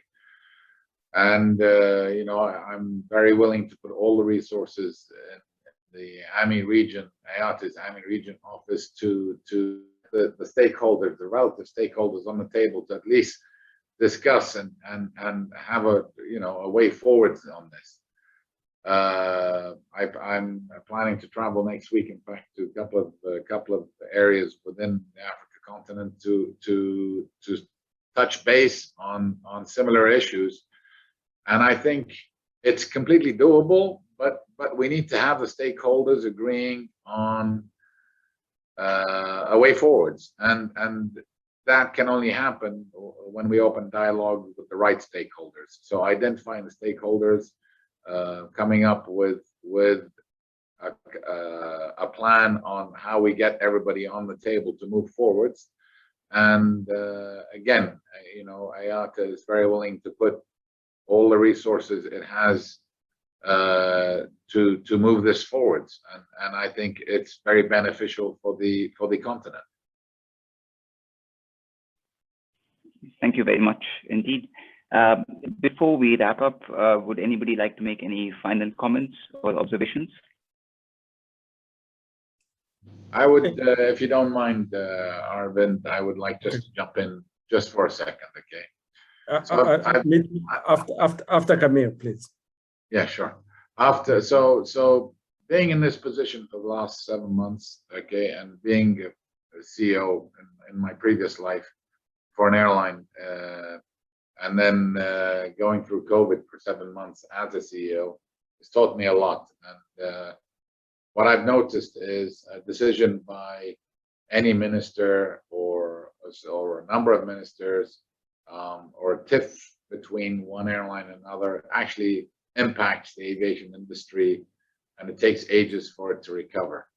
COVID has hit the aviation industry very, very, very hard, the worst it's ever seen. And I think a lot of countries now, and the aviation industry as a whole, can see the impact, it's the detrimental impact it's had on the aviation industry and the economy of each country. I think this is the time where we can rally common sense in all the relative countries and the stakeholders, to say, okay, it's time for us to sit down and move forwards. So I mean, this panel has some very, very, very senior people with a lot of knowledge in it. Okay, and so I ask everybody on this panel to join forces, and let's get, instead of just talking about it, let's start working in a uniformed manner towards trying to achieve some sort of collaboration. It doesn't have to be what this country did or what that country did or what this airline did or what this continent did, but some sort of collaboration that may be customized just for Africa. And I think it's doable. The brain power in this panel is astonishing. The experience that's in this panel is unprecedented. So I think we do have the opportunity to get things moving. It's just that I think the subject matter experts and the stakeholders are disconnected, and it just takes a bit of effort to get all of us on the same table and then follow through and actually deliver on something tangible. And thank you everybody for allowing me to speak. Thank you very much, Mr. Kashambo. Thank you very much. Camille took the words out of my mouth, and we're looking forward to seeing you in town, Camille, next week. I want to wrap up with three things, which I think we must walk the talk. I think that's very, very important, because we are every day we are on webinars and talking, but we really need to put this thing into practice. I also want to agree with the point Camille made earlier on, the issue of removing restrictions. We have been battling with the issue of visa restrictions in Africa. Now we have got the health protocol restrictions. And every single country in Africa has different requirements for COVID-19 situation. So this is not going to help us. So we really need to deal with those kind of diverse regulations, diverse requirements and restrictions. My last point is on resource mobilization. As mentioned by the African Development Bank, if we are to recover, we must get resources, financial resources for that matter. And this has to be done strategically. Government support must be done, and as mentioned by EAC, we also need to bring in the private sector. So that all has to be done systematically and in a focused manner.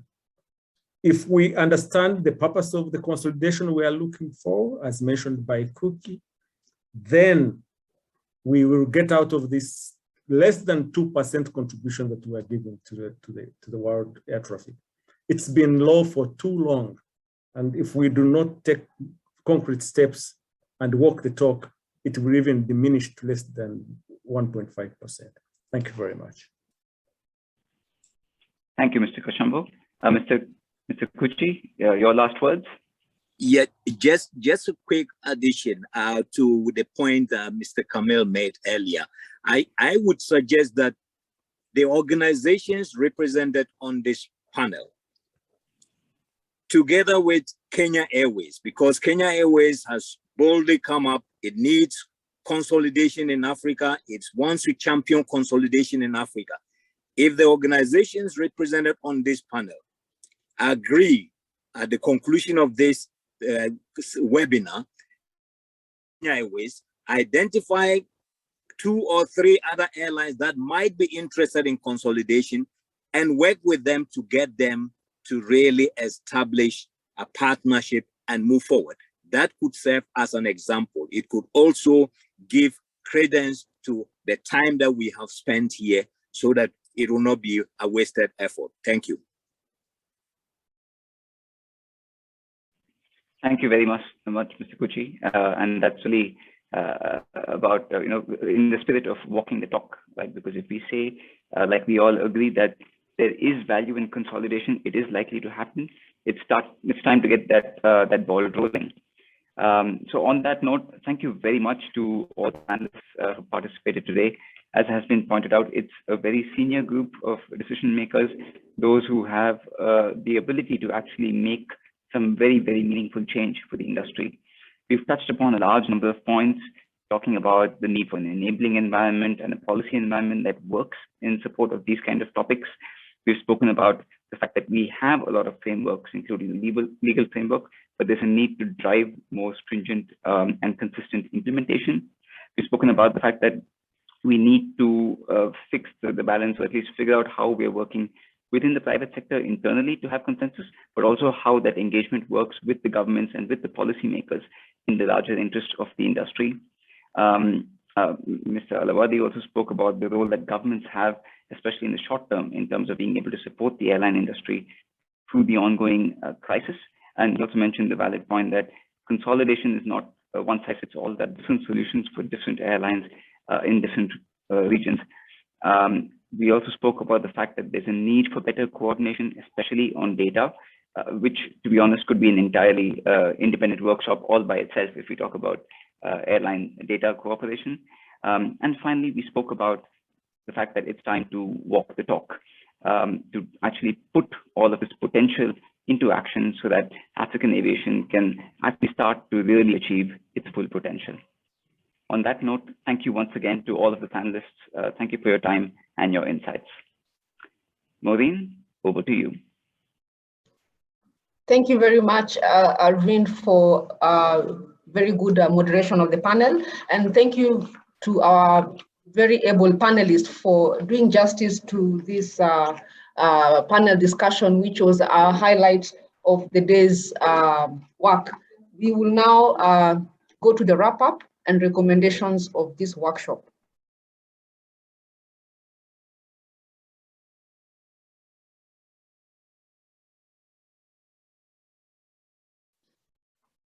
We have had a very fruitful 3 hours, and we have covered various elements. From the beginning, we discussed the state of the airline industry, where we have learned a lot about the status of affairs in Africa.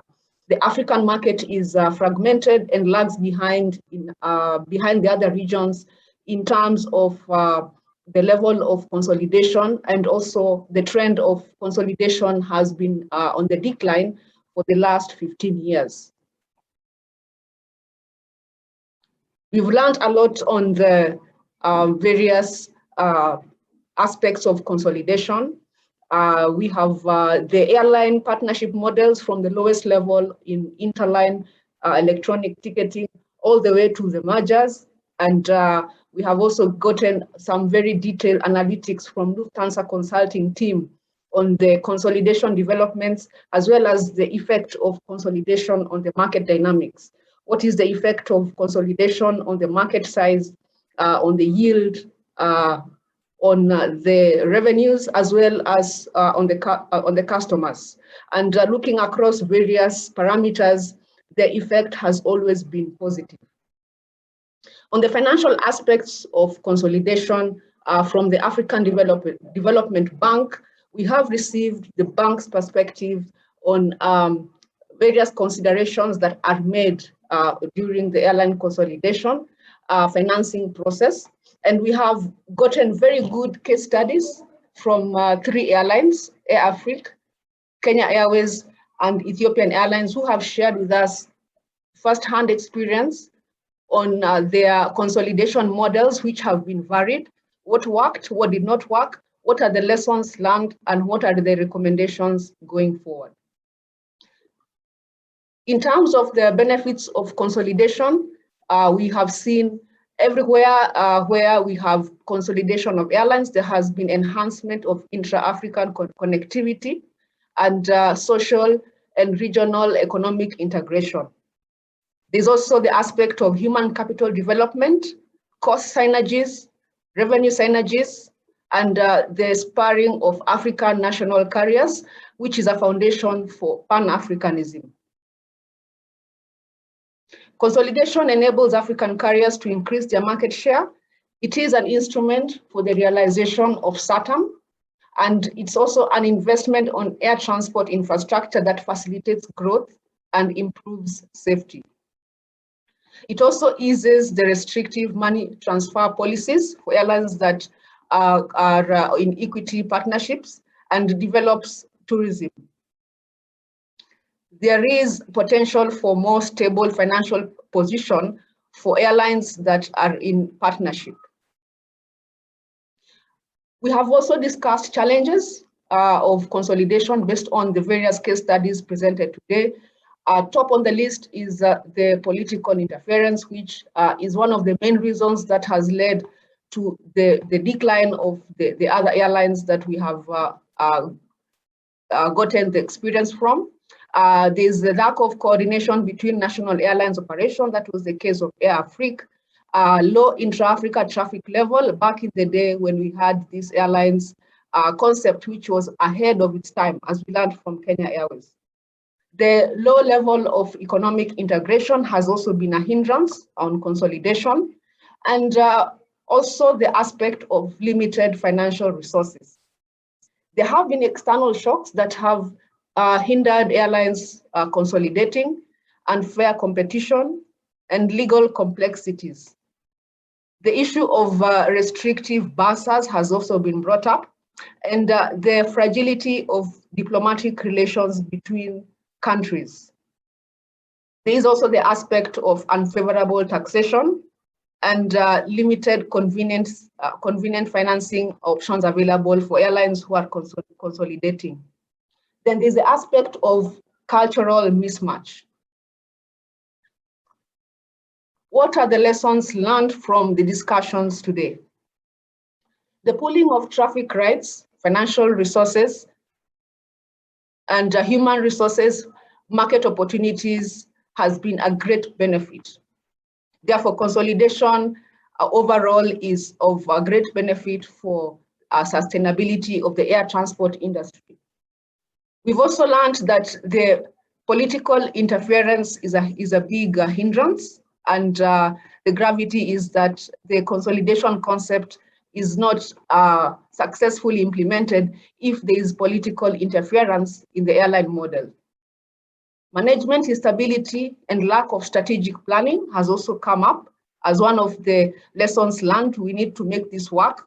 There has to be management stability and very careful strategic planning. Then the lack of private sector investment stunts airline industry growth. As has been brought out in the panel discussion, ESC has leveraged on this point and emphasized on it. We need to involve the private sector in the airline industry, and there needs to be collaboration between the private sector and the government. Another lesson learned is the equity partnerships are a possible option for consolidation in Africa, alongside code shares and interlines. And this is what we witnessed on the Ethiopian Airlines model.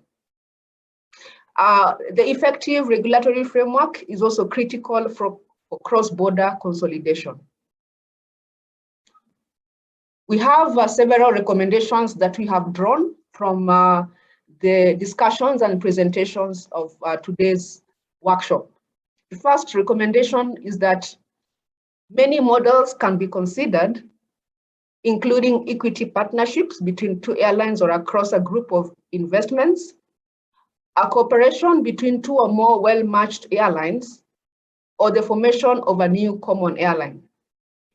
The concept of Air Afrique may still remain valid for Africa.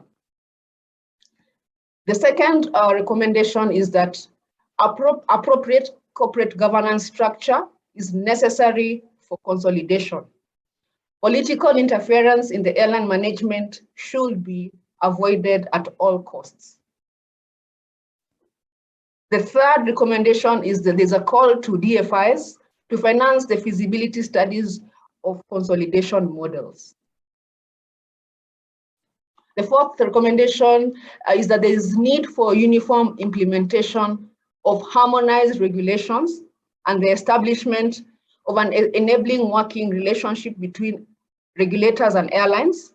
There's also the need for involvement of RECs for this to work.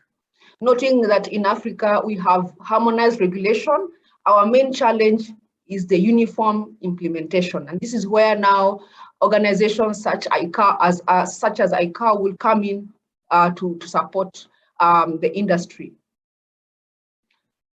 The next recommendation is that there is need for cooperation among African airlines. This will be in the form of alliances of airlines, in the form of pooling resources, such as what AFRAA is doing for its members, and code sharing, as well as interlining. The next recommendation is that we need to establish a common sense of purpose amongst the concerned stakeholders. There is also the need for political will. We cannot achieve effective consolidation without the support and commitment from governments. So this is quite necessary for this to work. Next is that we need to promote the effective implementation of SATAM and the African Continental Free Trade Area to stimulate traffic growth. Noting that Africa traffic is very low, we need to stimulate this to support the consolidation of airlines so that we can have traffic and travel at reasonable levels.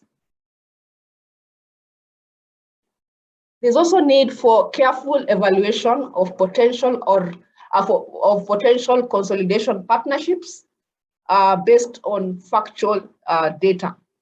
This has been emphasized in the panel discussion.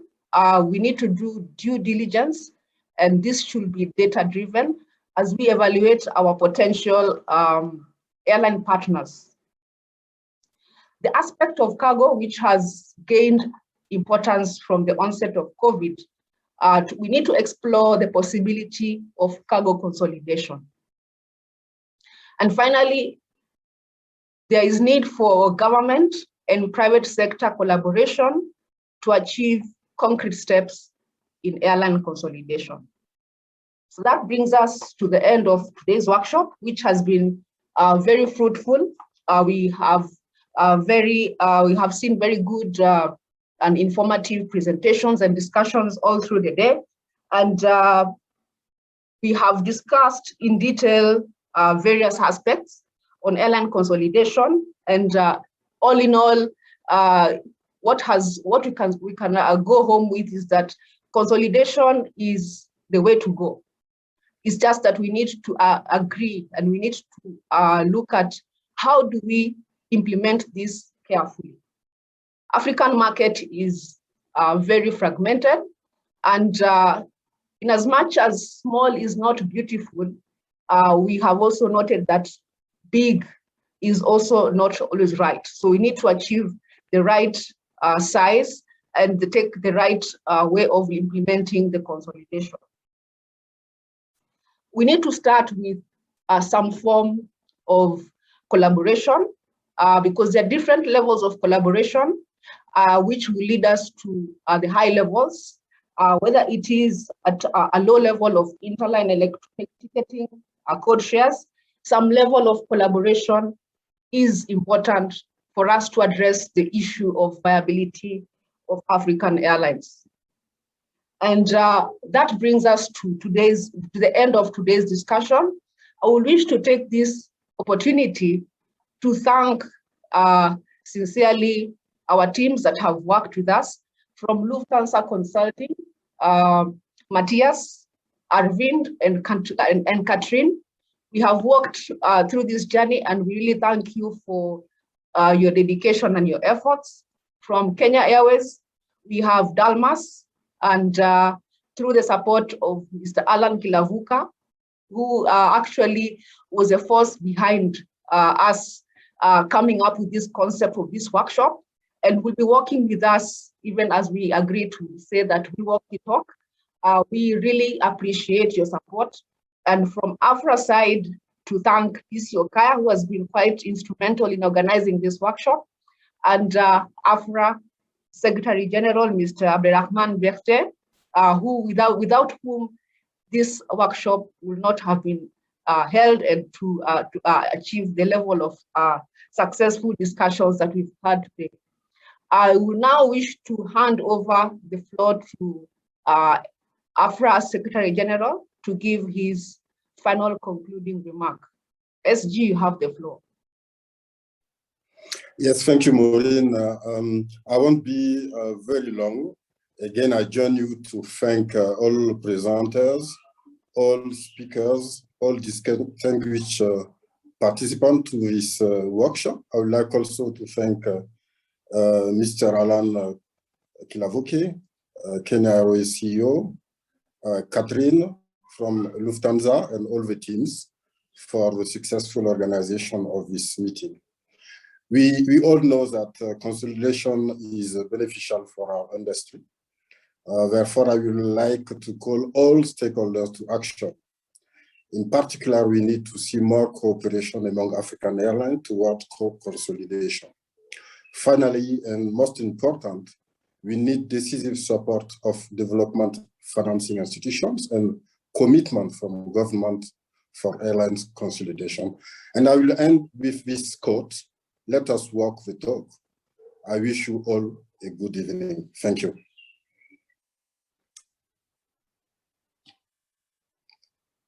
Over to you, Maureen.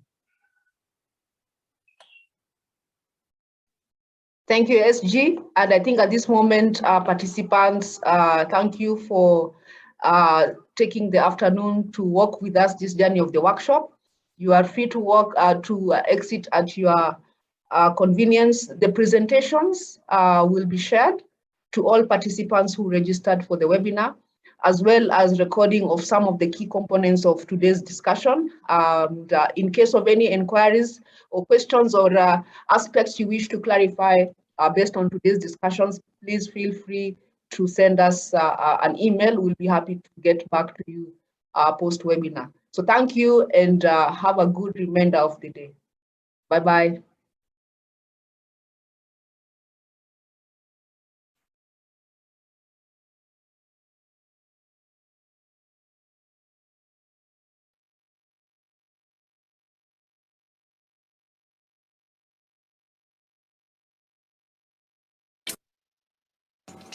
We are absolutely committed to help in eradication of illegal wildlife. We think this is a very important push from across different organizations. We all have a responsibility to conserve wildlife. It is important that everyone gets on board to stop this vice. Here at Kenya Airways, illegal wildlife product doesn't fly with us. It doesn't fly with us.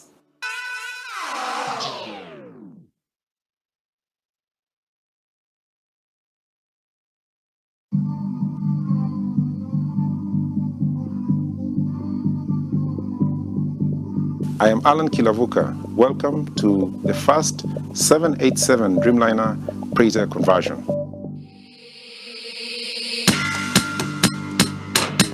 Africa is one of the continents that has grown. KQ Cargo has filled the gap.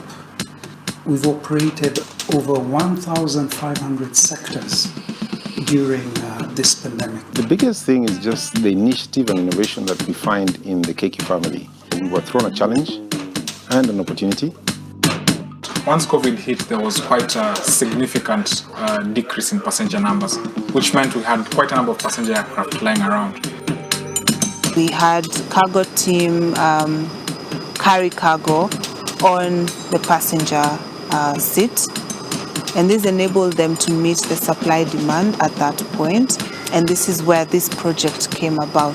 This was never planned for. Kenya Airways never thought they would take a Dreamliner and make it to a freighter. Passenger aircrafts repurposing into cargo aircraft. Our license to fly is safety. That's why before we carry out any big changes, we have to ensure that we meet the requirements of safety and compliance. Preparation was the heaviest part of it because it involved the preliminary understanding of what the modification is all about. From that, we moved to execution of the modification itself, and everything was done precisely as per the drawings because you don't want to do any deviations.